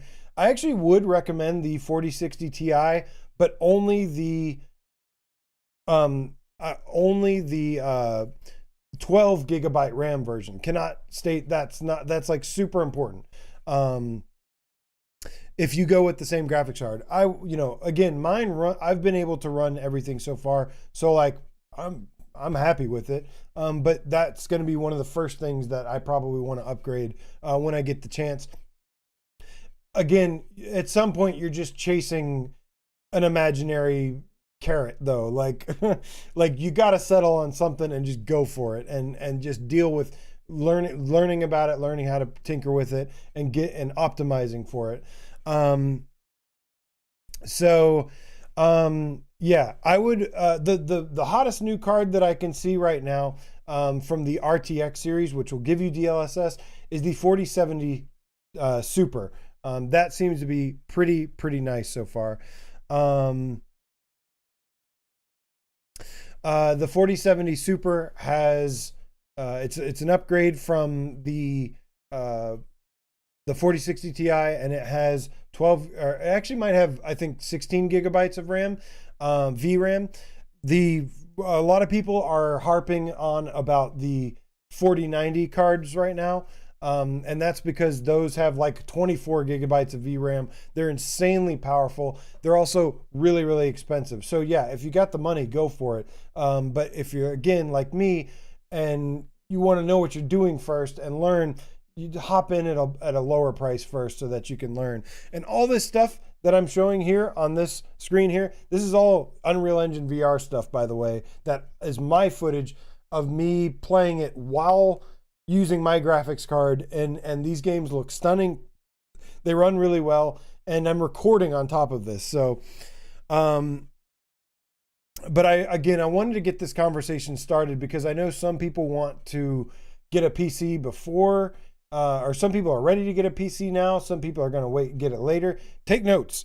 So far we have for CPUs, what I got, the 5600X AMD. I always recommend AMD. The lowest you should go is 5600X, but also look into the 5800X 3D and higher.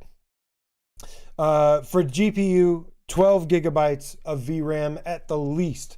12 gigabytes will definitely get you by for now, but the higher you can go with that, the better. If there is a 16 gigabyte option, go for it. And if you have enough money to buy a 4090, then you don't need any of this conversation. Just go throw all your money at a PC and you'll be fine. But that's it. But that's not all though. There is something else besides the NVIDIA RTX 40 series. Hell yeah, Silver Nexus. Let's go.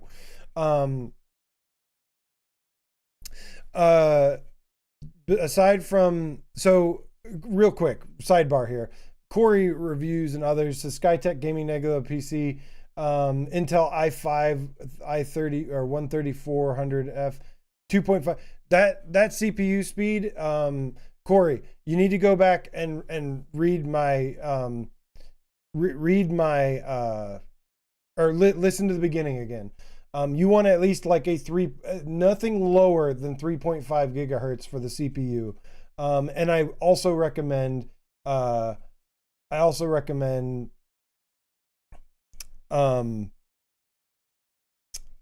over Intel. And the 4060 series, I would only get a 4060 if it has 12 gigabytes of VRAM. The other RAM is easy to upgrade, so that's not bad. All right. So just wanted to point that out. So, because we're trying to help each other out here. You know, I've already bit the bullet to kind of just, figure these things out and figure out what seems to be working. And a lot of this, again, is especially in regards to UEVR and moving forward with that, because modern games are a lot more power hungry. And that's what we're kind of trying to find, that sweet spot of price and performance here. The other graphics card that I've seen that is Old Darth is in the chat. He just popped in. He's mentioning the AMD 7800 XT that has 16 gigabytes of RAM. Again, I've always I have not used this card. I have used the RTX series because I like the DLSS compatibility for UEVR and for the games that support it. That being said, the AMD 7800 XT series or 7700, whatever, that has 12 to 16 gigabytes of VRAM, the important part, one of the most important parts. That graphics card is also a good one because of its raw power. The downside of those, well, I think they're going to have just better raw power to be able to just muscle through and have better frames per second, with really good graphics, things like that. I mentioned the weakness of the 4060 Ti that I have is that it has 8 gigabytes of VRAM and that it runs well at a lower resolution, which to me, for, you know, playing Returnal in 1080p in VR is totally fine for me at a solid 60 frames per second. Like, I'm okay with that. It looks phenomenal, and ultra graphic settings like model textures, things like that. So the raw power that old Darth is cooking with there is really good. The drawback to that is that it doesn't support DLSS, which has been a useful, very useful tool for UEVR so far. It does support its own little thing though called FSR, which is also pretty good. But I have not liked AMD's upscaling as much as I've liked the compatibility and the software stuff that the NVIDIA GeForce RTX series has.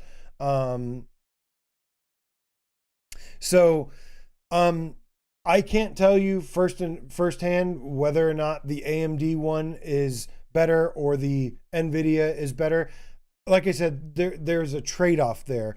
I mean, his being 16 gigabytes of VRAM likely has the edge. But the for the price and everything, what I have is also going to kind of hold its own with the compatibility side of things. So again, pick your poison here. Yeah, FSR is cool, but it works on NVIDIA cards too. DLSS will not work on AMD cards. Yeah, that's the big thing. That's the reason. That's literally the only reason I would say go with the NVIDIA, is so that you get the access to DLSS, and there's iterations of it now. There's like it goes up to like 3.0 now, or 3.5. AMD, if you go with the AMD, you're going to be in a good place. You're going to have a lot more raw power, but you're still like, you're not going to be able to use DLSS, which is phenomenal. And I'm getting probably similar results. I mean, again, everything I'm playing here is that raw power is going to be better in some ways, but the DLSS, I would just get a 12 to 16 gigabyte RTX card, like of the 40 series and up, like later 40 series. Yeah, Albert Fourline says, "Be careful, AJ. You're gonna get them PC boys coming in here, going over the other." Yeah, man. I mean, hey, I'm all for it. You know, everybody's gonna have an opinion and stuff. Well, at least I'm all for informed opinions, okay, and meaningful, productive, constructive conversations. I do see some stuff online where I'm like this dude has no idea what he's talking about. I don't really have a ton of room to stand on here because, like, you know, this is all kind of new to me. But like I said, for the past couple months, I've been testing and researching and giving you my hands-on impressions from my experience so far. I love my PC setup. Even though it's not perfect, I absolutely adore what it's been capable of doing so far. And I've been having a blast with it. And it's been basically, like I said, there's nothing I haven't been able to play yet. Just some with maybe a couple compromises here and there. But guess what? No matter what you get, you're going to have to do some tinkering. You're going to have some compromises. You're going to have to do some optimization. So it doesn't matter. All right. So CPU's covered, GPU's covered. I would recommend 4070, you know, with 12 or plus gigabytes of RAM. Get that DLSS. Again, nothing wrong with AMD raw power. As long as it's got 12, 16 gigabytes of VRAM, you're good. I love AMD. I have always loved AMD. So, old Darth, you picked good. And I'd like to do a deeper dive with your testing and your benchmarking and your experience. The last thing we have here, guys, is the RAM. This is the easiest thing to figure out and work with here. You just need 32 gigabytes of RAM, basically. A lot of gaming and stuff, a lot of gaming is handled by the CPU and GPU. You have to have the RAM that can keep up with it as well. And you just want 32 gigabytes of RAM. I have 64. That's like way too much for what I need. And it's also because I do a lot of video editing stuff too, or I plan to. It'll benefit me in that, but it's not gonna benefit me in terms of like gaming performance, like 1 frame per second, 1 frame from having 64 RAM. But my PC came with 16 gigabytes of RAM, and it needs more than that for modern games, for UEVR, stuff like that. Let's see here. But yeah, if the thing is, like I said, the RAM is the easiest thing to replace with the PC. So if you can get a really nice CPU, GPU, motherboard, and it only comes with like 16 gigabytes of RAM or whatever, don't worry about it. That's so easy. That's very plug and play to replace. It's very, very easy. You just got to make sure you get the right thing. RAM memory is super easy to replace. So, but for what you're looking at, you want at least 32 gigabytes of RAM for modern games, things like that. All right, guys. So quick recap before we get on to our second PC VR topic. Just a quick recap here. CPU, I recommend AMD over Intel. You want no less than 3.5 base clock speeds for that. But that's the minimum. There's the Ryzen 7 series, there's the Ryzen 9 series now. The sweet spot, the middle ground would be like, the Ryzen 7 series. Somebody else said that they had, Rogue knows his shit, said look into the 5800X 3D series. Somebody else said they have that. They really like it. But you want a good base clock speed of at least 3.5. I saw somebody say, hey, is this one good? And it was 2.5. I would not recommend that. Not for UEVR, not for being able to do everything. But yeah, I recommend AMD CPU over Intel all day, every day. But, like I said, if you can get the top of the line Intel 9 series or whatever, i9, then yeah, like that's going to be pretty good too. But I do not like Intel in my history of processors. I've never liked Intel. GPU. I recommend the NVIDIA RTX 40 series and up. Make sure it has at least 12 gigabytes of VRAM. That is the important part. And the higher in the series that you go in the 40 series, you'll get access to the deeper levels of DLSS, which is really, really important for quality and smooth gaming performance for compatible games. Again, I've got the 4060 Ti, even despite the mess up of getting 8 gigabytes of VRAM, I've still had a wonderful experience so far. So luckily, if you get something that's slightly off, messed up a little bit, it's not the end of the world. I still, as you can see, am playing Returnal in VR. Let's see here. And then lastly, the easy part is, and I'm going to be reading through these comments after the show too, by the way. I'm going to go back and read through all these comments, see what you guys have to say. Thank you for helping me in this conversation, and, adding to what I've been studying my ass off for the last couple months in. Hopefully I've reiterated the important things you need to look for over and over. Beat them into your head like I want to. Take notes. Lastly, the RAM, easiest thing, 32 gigabytes. If you have to get a PC first with 16, it's fine. Just upgrade it later. It's super easy and pretty cheap. So easy thing to do. What up, Steve IRE?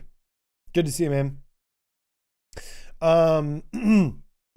So the last thing I'll say here is that, look, that's just what we know so far. We still have to wait for the the PSVR2 PC adapter to come out when we're getting ready to use it. Some games like Returnal, using a Quest 2 wireless, I've had to use things like reprojection to get it working. And that basically maintains like a solid, mostly solid 60 frames per second. We don't actually know if there's going to be any type of reprojection or motion smoothing. Actually, Steam VR does have motion smoothing, so we probably can use that. I haven't used that yet because I don't actually have a true DisplayPort wired headset yet. So, but even wirelessly, I'm able to use virtual desktops, space warp, synchronous space warp is what it's called. And if my game struggles to run smoothly, I can run them with 60 frames per second, and usually even more though. Which will get into in just a second. Just trying to info dump as much as I can here because the adapter's approaching. I'm really, really hoping. We saw that the PC VR adapter for PSVR2. There is going to be some kind of application. Wes has a little bit more experience with this because he has a true PC VR headset that uses DisplayPort. I have not. I have used the Quest 2 wirelessly. I luckily have a Wi-Fi 6 router. So, and I've got fiber internet. I get 900 upload and download speeds. So like I have really good internet connection to be able to play wirelessly. I hate the Oculus Link wired connection. It is terrible. It is terrible. It is so bad. Now, I could probably tinker with it some more, maybe get it a little bit better. But my experience using the MetaQuest software for using PC VR has been freaking awful. I do not recommend that. Rogue TR, my dude, virtual desktop. Virtual desktop has been amazing though. That's how I'm playing most of these games here. And like I said, if the game struggles to keep a smooth frames per second, then I just hit that space warp and enable the reprojection, which, you know, like I said, can get out of hand if you have too much stuff going on, too many filters, too much stuff, but you can tweak it to make it look just fine. Let's see here. But yeah, so there's going to be a trade-off here. I'm just really hoping that, you know, people, there's more conversations to be had about what's going to happen with PC VR and PSVR2. There's more conversations to be had there. But for now, I want to get into some games here. Some other games that I've played. I've talked about UEVR before. Now it is time to talk about, guys. So there's a new a Reddit thread that a dear old friend messaged me about and said, hey, I made a dedicated PSVR2 on PC Reddit subreddit, and would appreciate it if you checked it out or whatever. And I did.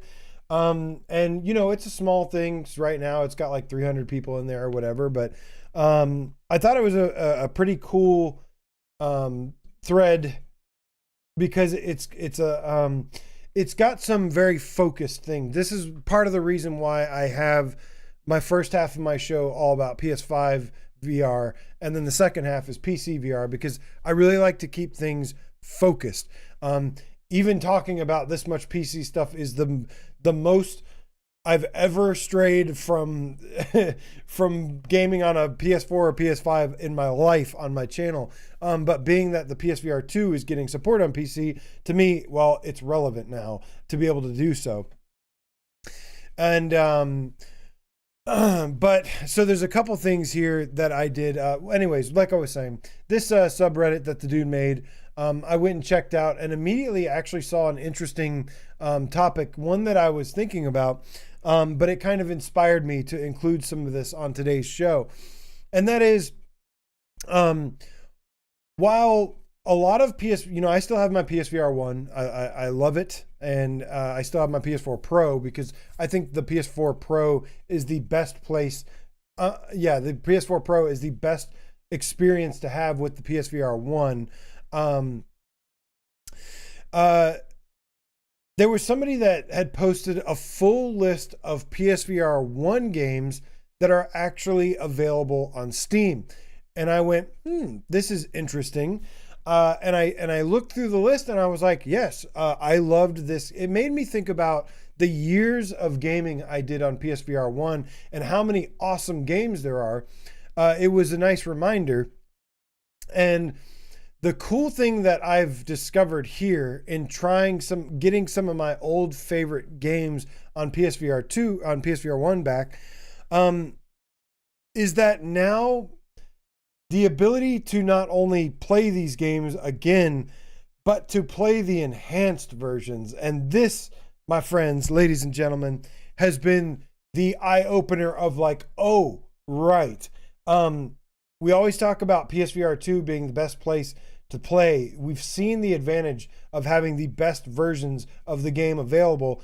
Well, with this adapter now and these games available on Steam, it's seeming like, well, this is going to be the best way to play these games. So I went through and I picked up some of my old favorite PSVR1 games. Old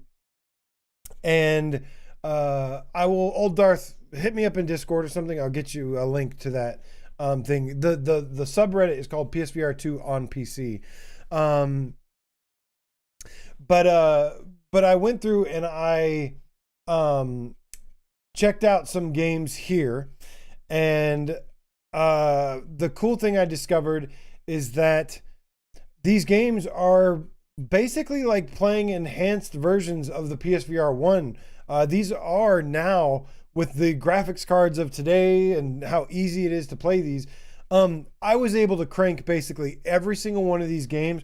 I was able to crank the resolution, crank the textures, the everything just up to 11, and I was just like, yes. So I meant to start this gameplay because this is going to be the wonkiest of the footage that I have. But I got a couple assortment of games I want to show you some. This is not the best way of recording this particular footage, but don't worry, the other games, the footage is a little bit better. And also, I didn't have time to edit these and clean this up for you. So this is just the raw footage. Now, let me say beforehand, the one disadvantage here to Steam VR games, revisiting this library, is that some of the exclusives, PSVR1 had some amazing exclusives. So we're not going to be able to get Astrobot Rescue Mission, Wipeout Omega Collection, Blood and Truth, Farpoint, Rush of Blood. These are like staples of that console that are unfortunately going to be just locked to that console, I guess, forever, or until Sony gets their head out of their ass and remasters them on PSVR2 or brings them to PC or something. Which, again, I'm glad I still have my PSVR1. But let me tell you guys, I jumped into a couple different games here, starting with Batman Arkham VR. And this was a game that I always really liked on PSVR1. But let me tell you, immediately jumping in here, I did have to tinker with the controller settings because it was configured for the Oculus or something, the old Oculus controllers. So I did have to change the setting to the right controllers. But let me tell you guys, right away, jumping into Arkham VR, I was like, holy shit. Like, one of the big drawbacks of PSVR1, of course, was the resolution was a little bit lower. This was like night and day difference. This was like basically playing a PSVR2 version of Batman Arkham VR. And I know that sounds silly because this version with anybody with a PC VR has had this probably forever. But we're on my timeline right now, and we're following my progression and a lot of our progression through history of playing from PSVR and playing from, you know, some people of course have Quest 2 and then going to PC now. Now that the platform has enough offerings for us. But looking at this Batman Arkham VR, which Old Dart says I had the same reaction. Yeah, man, I was like, holy shit, like this is sharp and clear and looks phenomenal. It basically looks like Batman Arkham VR with, for lack of better word, red matter graphics. It looks that good. Like it was phenomenal. And all this footage I have for you today is all my own footage here, so you can see kind of what it looks like. Again, the Batman footage is going to be the worst out of all of them because I had to record it in some weird wonky way. But dude, Arkham VR looks phenomenal. So this was actually a game that I didn't even think about. I wasn't even aware was on. I forgot or just wasn't aware that this was also on PC VR. So, and I imagine, you know, again, we have to wait for the adapter, but I imagine that this will be available. This will be available on with the headset using DisplayPort and everything. But dude, this was my jaw hit the floor like seeing this because yeah, I was shocked by how sharp and clear and beautiful. And it's also a reminder, just like how the production values of this game. I know this is kind of like more of a puzzle mystery kind of thing going on here. But it was a quick reminder that, oh yeah, by the way, this is also like what VR looks like when developers make AAA games for them, regardless of, you know, what they may be lacking in content or whatever. The production values were absolutely stunning. So I'm going to let this play just a little bit more, show you some quick gameplay here. Then we're going to move on to the next game here. We'll get a full screen look. Keep in mind, not the best footage here. But you just got to see this part at least while I get some water real quick.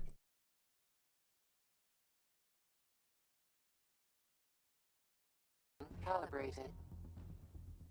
Batsuit calibration complete.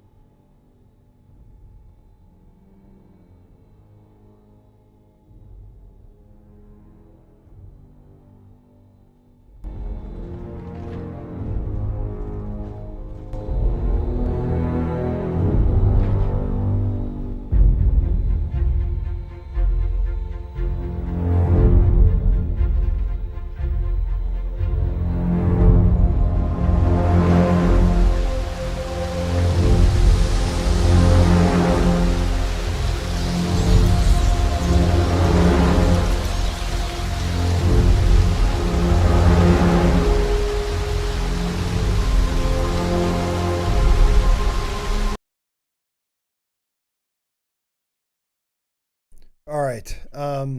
Hopefully you got a nice, good look at this. Just imagine that looking like basically like 2K or 4K resolution.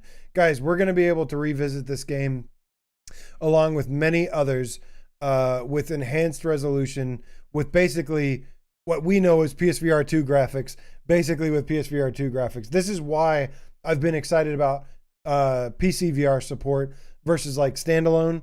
Like, you know, again, I get the convenience and ease of use. There's so much little friction with standalone, which is really nice.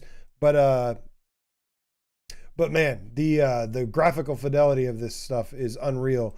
The next game, so this game, like I said, the only tinkering I had to do was basically just to go to Steam settings and change the controller option to adapt to the controllers I was using. Probably going to have to do something similar. The next game I want to talk about is Another one of my favorite VR games of all time. And what makes this one extra special is that this game is actually no longer available on the PlayStation Store. And I am, of course, talking about the Solus Project. Now this is pretty cool. This is another motion control supported game. The Solus Project is a sci-fi open world sci-fi exploration survival adventure. And I absolutely love this game. It's one of my favorite games of all time, probably. It's just an amazing, for so many different reasons. If you like open world, if you like sci-fi, if you like exploration, and if you like getting some chills from some scary shit, this game is also one of the, even with the pro patch that this had, some of the foliage and stuff was kind of blurry on the PSVR1 version. This is yet another enhanced version.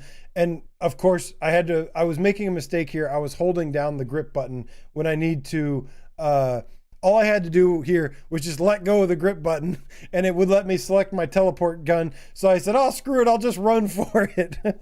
So here I am running for my life from a tornado, and all of this foliage, everything is super sharp, crystal clear, looks beautiful. And I'm not using reprojection, by the way. I am playing this in native, I think 72 frames per second, something like that. I could probably push it a little bit more, but I have all the graphics settings just maxed out. And it looks phenomenal. And this is one of my favorite games, like I said, in VR of all time. Yeah, this is the advantage of actually getting a PC versus keeping everything on PSVR1. Again, you're not going to have some of the exclusives, the aforementioned exclusives, but the advantage of revisiting, guys, there is a huge library of hidden gems and awesome games on PSVR1 that now we get to revisit with enhanced graphics and some functionality as well. Another thing about this game is that one of the drawbacks to PSVR1 was that this had really bad loading times. You didn't have a lot of load, like you didn't always come across a load screen, but when you did, it took forever. It took like 2-3 minutes or something. Now with the SSD, it actually, the load times are like 20-30 seconds max here. So when you do have to go into a different area, but this is definitely a game I'll be revisiting. And I am going to have more specialized videos right now, since the adapter is not here yet.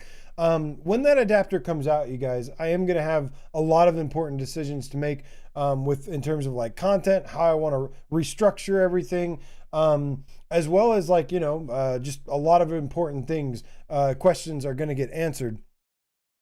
Some of it may take some time before it is like, we get the best of the best functionality with the PSVR2 headset. But games like this, I'm not worried about. I think these will be good to go day one. I would imagine these are going to work just fine. I would imagine. So again, just want to throw that disclaimer out there that we have to wait. But Your Long Shadow says Iron Man VR has entered the chat. Yep, another exclusive. Well, it wasn't exclusive, but dude, seeing the Solus Project with this glorious high definition, just like it already looked really good on PSVR1, but this is like perfection in terms of like how it looks. All this, the foliage and stuff, the plants, everything is crystal clear, super solid frame rate, and everything. So amazing. But yeah, dude, the Solus Project, another one I highly recommend picking up. It is on sale right now too. It's for like $17. So if you're grabbing games in advance, buy the Solus Project. It's one of my favorite games of all time. And this was super fun to jump back into and revisit. And I cannot wait I I kid you not, I will probably play through this whole game or most of the game again. The next game I jumped into, again, gonna have some weird wonkiness with the recording stuff. I did the best I could with the short amount of time I had. Was Polybius. Polybius is $6.99 on Steam. That's just the permanent price. But this is, of all of Jeff Minter's games, this is by far his best VR game that he's made. And yeah, I don't know why it has like the lens view thing. That's just the only option I could do. Now, this is where things get kind of interesting. Out of all the games that I have played, all of the PSVR1 classics that I've played on PC, this is actually the only one that isn't enhanced. And the reason being is that on PSVR1 with the PS4 Pro, you actually get to play this not only with the OLED screen, but you get to play it at a native 120 hertz native. So it had this like insanely high refresh rate with the PS4 Pro. On PC, it seems like the only options, at least from what my current setup, again, using wireless with the Quest, the only options were like 1080p, 60 frames per second, or being able to use it with 75 frames per second max. So listen, it's not bad by any means. It's just we're talking about enhancing from the older versions. This is not necessarily enhanced. I definitely, this was the first game that made me go, oh, I'm kind of missing those OLED screens. Obviously, with the PSVR2, not going to have that problem. It's not that the game didn't look good or anything. I don't want to mince words one bit. Make it very clear that this is still amazing on no matter how you play it on PCVR. But just comparing wise, like from a technical perspective, you do notice the difference between how much the OLED from the PSVR pops with this. The colors just like really pop, and that 120 frames per second native really is just like sensory overload. Here, it's still badass. I still highly recommend you grab this game because I freaking love this game. It is so good. Great soundtrack, great fun gameplay and everything. So, and didn't really have to tinker with this one at all. It just kind of works out of the box. It does give you different options. On the PlayStation, you would like launch the game and you choose VR mode from that menu. From this one, you would basically you choose VR mode before it goes, and you choose like the refresh rate, frames, and resolution beforehand.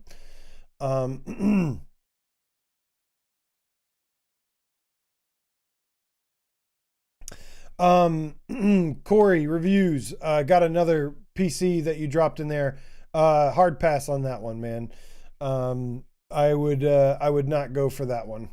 That one is specializing in 64 gigs of RAM, yeah, no, I would pass on that. But anyways, last one. So still amazing game. Awesome that this game exists on PSVR, on Steam. I'm really glad that some of these games are here in terms of games preservation. We will have these games forever. Those of us making the jump, if we, I'm still going to be keeping my PSVR 1, of course, but like, dude, you're not, I will never get rid of that thing ever. But it just, in terms of like wanting to play, having a little bit less friction, the convenience of being able to use my PSVR 2 from my PS5, jumping over to PC or whatever, however I find myself, just having this moving forward is going to be great. I only got one more game to showcase for you here, but it's another example of a game that was one of my favorites on PSVR 1. And being able to now play an enhanced version once again with the upcoming adapter and everything. And again, weird, kind of weird way to show it here. Let me at least full screen this one. One of the few, even though I don't like a lot of puzzle games, one of my favorite puzzle games of all time, Xing, The Land Beyond. Oh my goodness, you guys. Playing this on PC is wow. Basically the big difference here is the resolution jump. That's the big enhancement you'll get from playing a lot of PSVR1 games on PC, is just having that higher resolution. That's the big difference, the game changer, noticeable game changer that I've seen so far from revisiting some of these titles. This game was kind of a little wonky to get started with some of the settings. I just basically ended up cranking everything all the way to the max. This is like almost max settings, everything is on ultra. Solid 72 frames or 75 frames per second, 72 frames per second. And I am actually playing with the dual, like a gamepad. This is a game that I highly recommend you play. And I would actually, my preference is with the gamepad. That's how I played it on PSVR1. And you can play it with motion controls. The only thing I don't like about the motion controls is that they're designed with a little bit dated control setup. So even though it has joystick movement, you still have to point your hand in the direction that you want to walk. So I really don't like that about it. It's kind of almost like playing with Move controllers, and I just don't like it. I've always preferred this game with the DualShock or with a controller, and that's how I recommend you play this, because to me, it's about the content of the game that makes this game really special. It's not necessarily the VRAF mechanics or anything. It's just a beautiful, stunning world.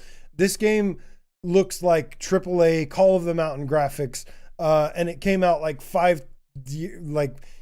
more than 5 years, no, maybe 5 years ago or so, before Call of the Mountain. And this is the most insane, impressive game I've seen, made by 3 people.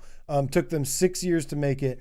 And look at this. I even stopped. You see, I dropped the coconut, and I'm just like, I'm just gawking at the reflections and the graphics, how beautiful it is. And now with higher resolution, amazing stuff, man.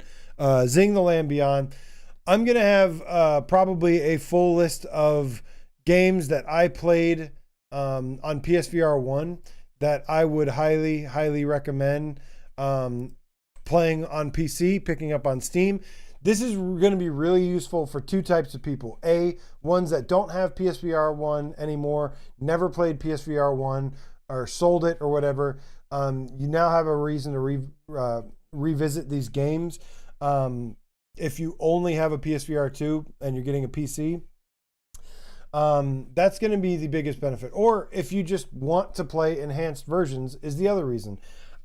It was the reason I didn't know that I discovered when doing this, was like, holy crap, I've beaten all these games before, but now I get to play them with better versions, is actually pretty sweet. So, but guys, that is it for today. I will probably have a bigger list, even though there's games, a full list of PSVR1 games that's available on Steam. I wouldn't recommend every single game. I think I counted about 20 games or so, maybe 30. Fract is on Steam. Hell yeah, that's right. Thank you, Wes. There's so many other ones. I saw Your Long Shadows mention Catch and Release. Catch and Release is on. I have a lot of favorite PSVR1 games that we're going to get to revisit with PC on using a PSVR2, and this is going to be so much fun, man. There's going to be some amazing must-have games, must-play stuff. So awesome stuff, man. Just to recap here, Batman VR, gonna have to pick that. You got to pick that up. Solus Project, Polybius, Xing. These have been awesome so far on PSVR2. On PC VR. So, but there's many, many more, as we mentioned before. So, yeah, man, cannot wait. Oh, before we get out of here, I will mention something. Old Darth says, oh, by the way, look at this. While I answer this question, look at this, man. Look at how pretty this is. Oh my God. While I play this footage here, I'm going to answer Old Dart's question. It says, you should get the Luke Ross mods and try Uncharted 4 and Horizon Zero Dawn. So I have tried Luke Ross mods. Old Darth, I will give them a shot at some point. To be honest with you, I've not been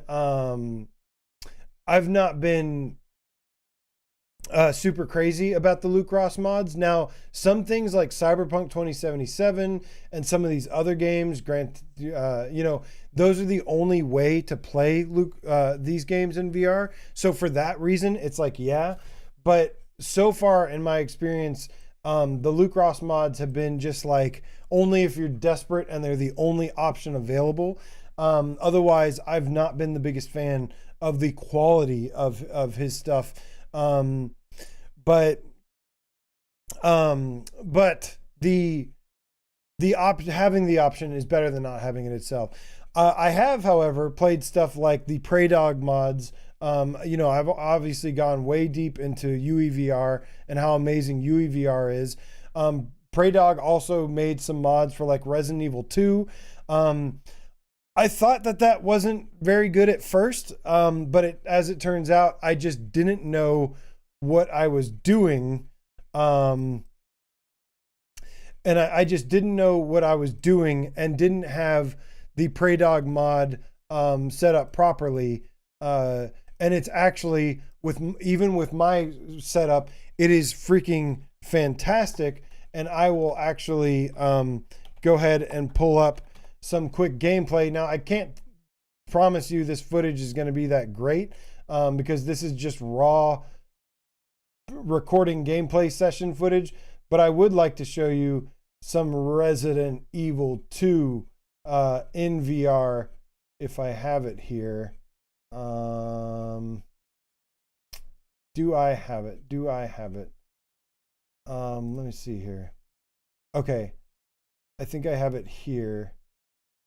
18 gigs. Here we go. So this is me messing with this mod here.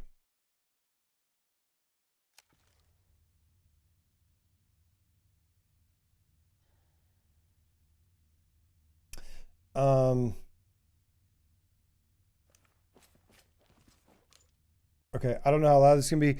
So I actually reconfigured everything and I got this mod working a lot better. And holy crap, it is so much better than I first thought. And yeah, it is actually pretty amazing. I'll show off a little bit of gameplay here, but this is the Prey Dog mod.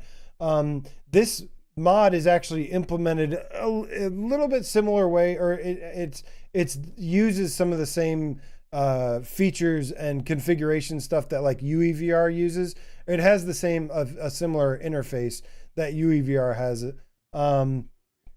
But yeah, there might be a little bit of hitching and stuff here because I'm recording this gameplay on the same PC that I'm playing it on. But man, this is pretty amazing. And I got Resident Evil 2, I got Resident Evil 7. Cannot wait to jump into these.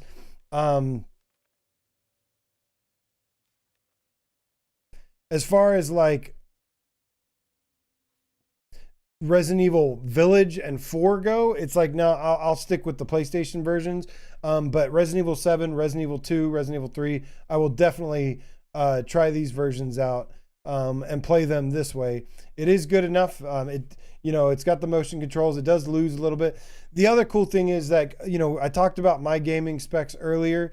This game does work with native. I got it working beautifully with native frames per second and everything, and it runs really smooth overall. Again, if you see any judder, hitching things, it's because I'm recording footage on it. This game actually runs really, really well. GameCat Photo Nutter says, how does Village mod stack up? Again, I'm not even going to bother with that because the Village, Resident Evil Village and Resident Evil 4 on PSVR2 is the best way you can experience those games, and it's like not even close. But that being said, you know, this is still fantastic for what it is. It's got motion controls. It's got the light that you,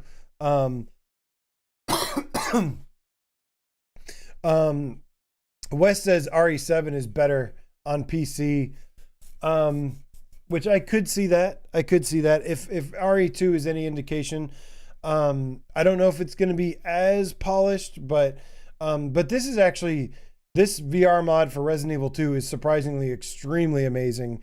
It is going to be a must-have for sure. And again, I'm not using I'm not using reprojection anything. I'm able to play this with my 4060 Ti GPU with just native high resolution, native high quality graphics. This game has a really good stuff, but all right. But yeah, man, Corey, leave me a comment after the show, and I will respond to you, my friend. But I had to show you guys some Resident Evil 2 in action because holy shit, this is so good. You do have to like press the grip button to like aim. Like you press the grip button before you can fire. So it's got little like, you know, little things here and there that are not as, you know, VRAF, like I said, but oh my God, is it so good. But guys, that is it for today's show. Wow, all 2.5 hours of it. Thank you so much for tuning in today. Thank you so much to these lovely people. Support me on patreon.com/PSVR Underground. I will have some more posts for you there very, very soon in regards to PSVR, PC stuff, regular stuff, all the things. Thank you to everybody who tuned in today.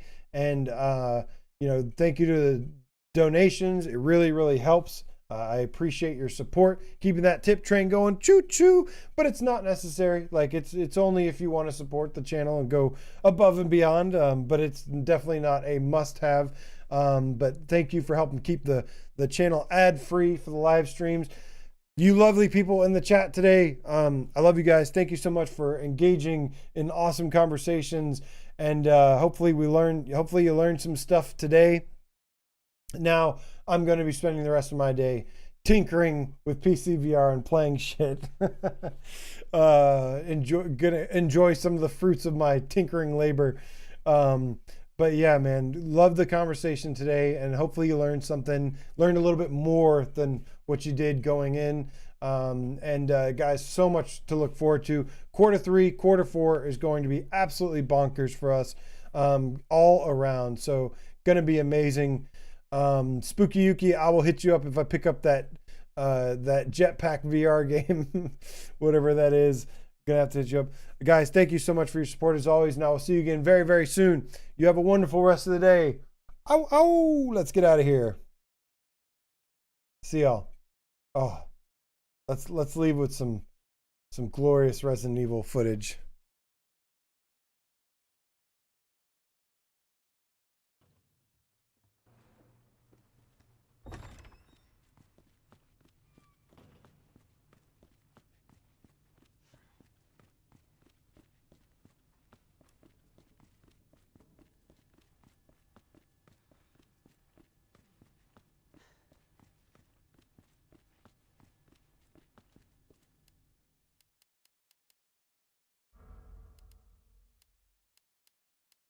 I was hoping there'd be something a little bit more exciting than saving with the typewriter, but you know.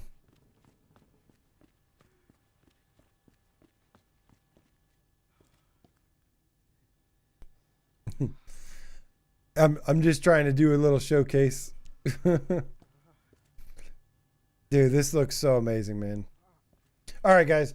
I wanted to get some actiony stuff. Maybe. Oh God. Okay, fine. Well, let's just enjoy a little bit more of this footage here. You get some. I think you'll get a little bit of actiony stuff going on.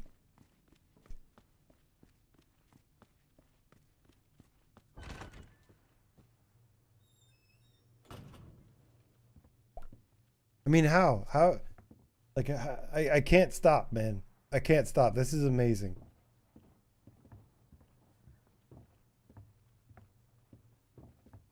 Those shiny floors are glorious, Chrome Colossus. The shiny everything. It's so sharp and shiny. And so nice. And now we go enter a spooky hallway. Flashlight comes out automatically.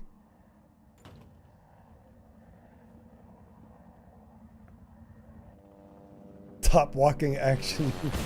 I did get a little hitching there. Again, that's because I'm recording the footage on the same PC. I'm still working on a streaming solution for when this adapter comes. I'm basically going to have to use a second PC. But look, let's get out of here. You like shiny goodness? Let's get out of here on some shiny, rainy, glory, glossy goodness. Go outside. Go outside. Come on, go outside. Yes. Yes, look at that on the hands. Look how awesome that looks. Oh, it's so sexy. Oh, it's so sexy. It looks just as good as you think it looks in VR, you guys. It looks just as good as you think it does. All right, let's get out of here, guys. You have a wonderful rest of your Saturday. I need to go eat something and rest for a minute before I get into some gaming. See y'all. Have a wonderful night.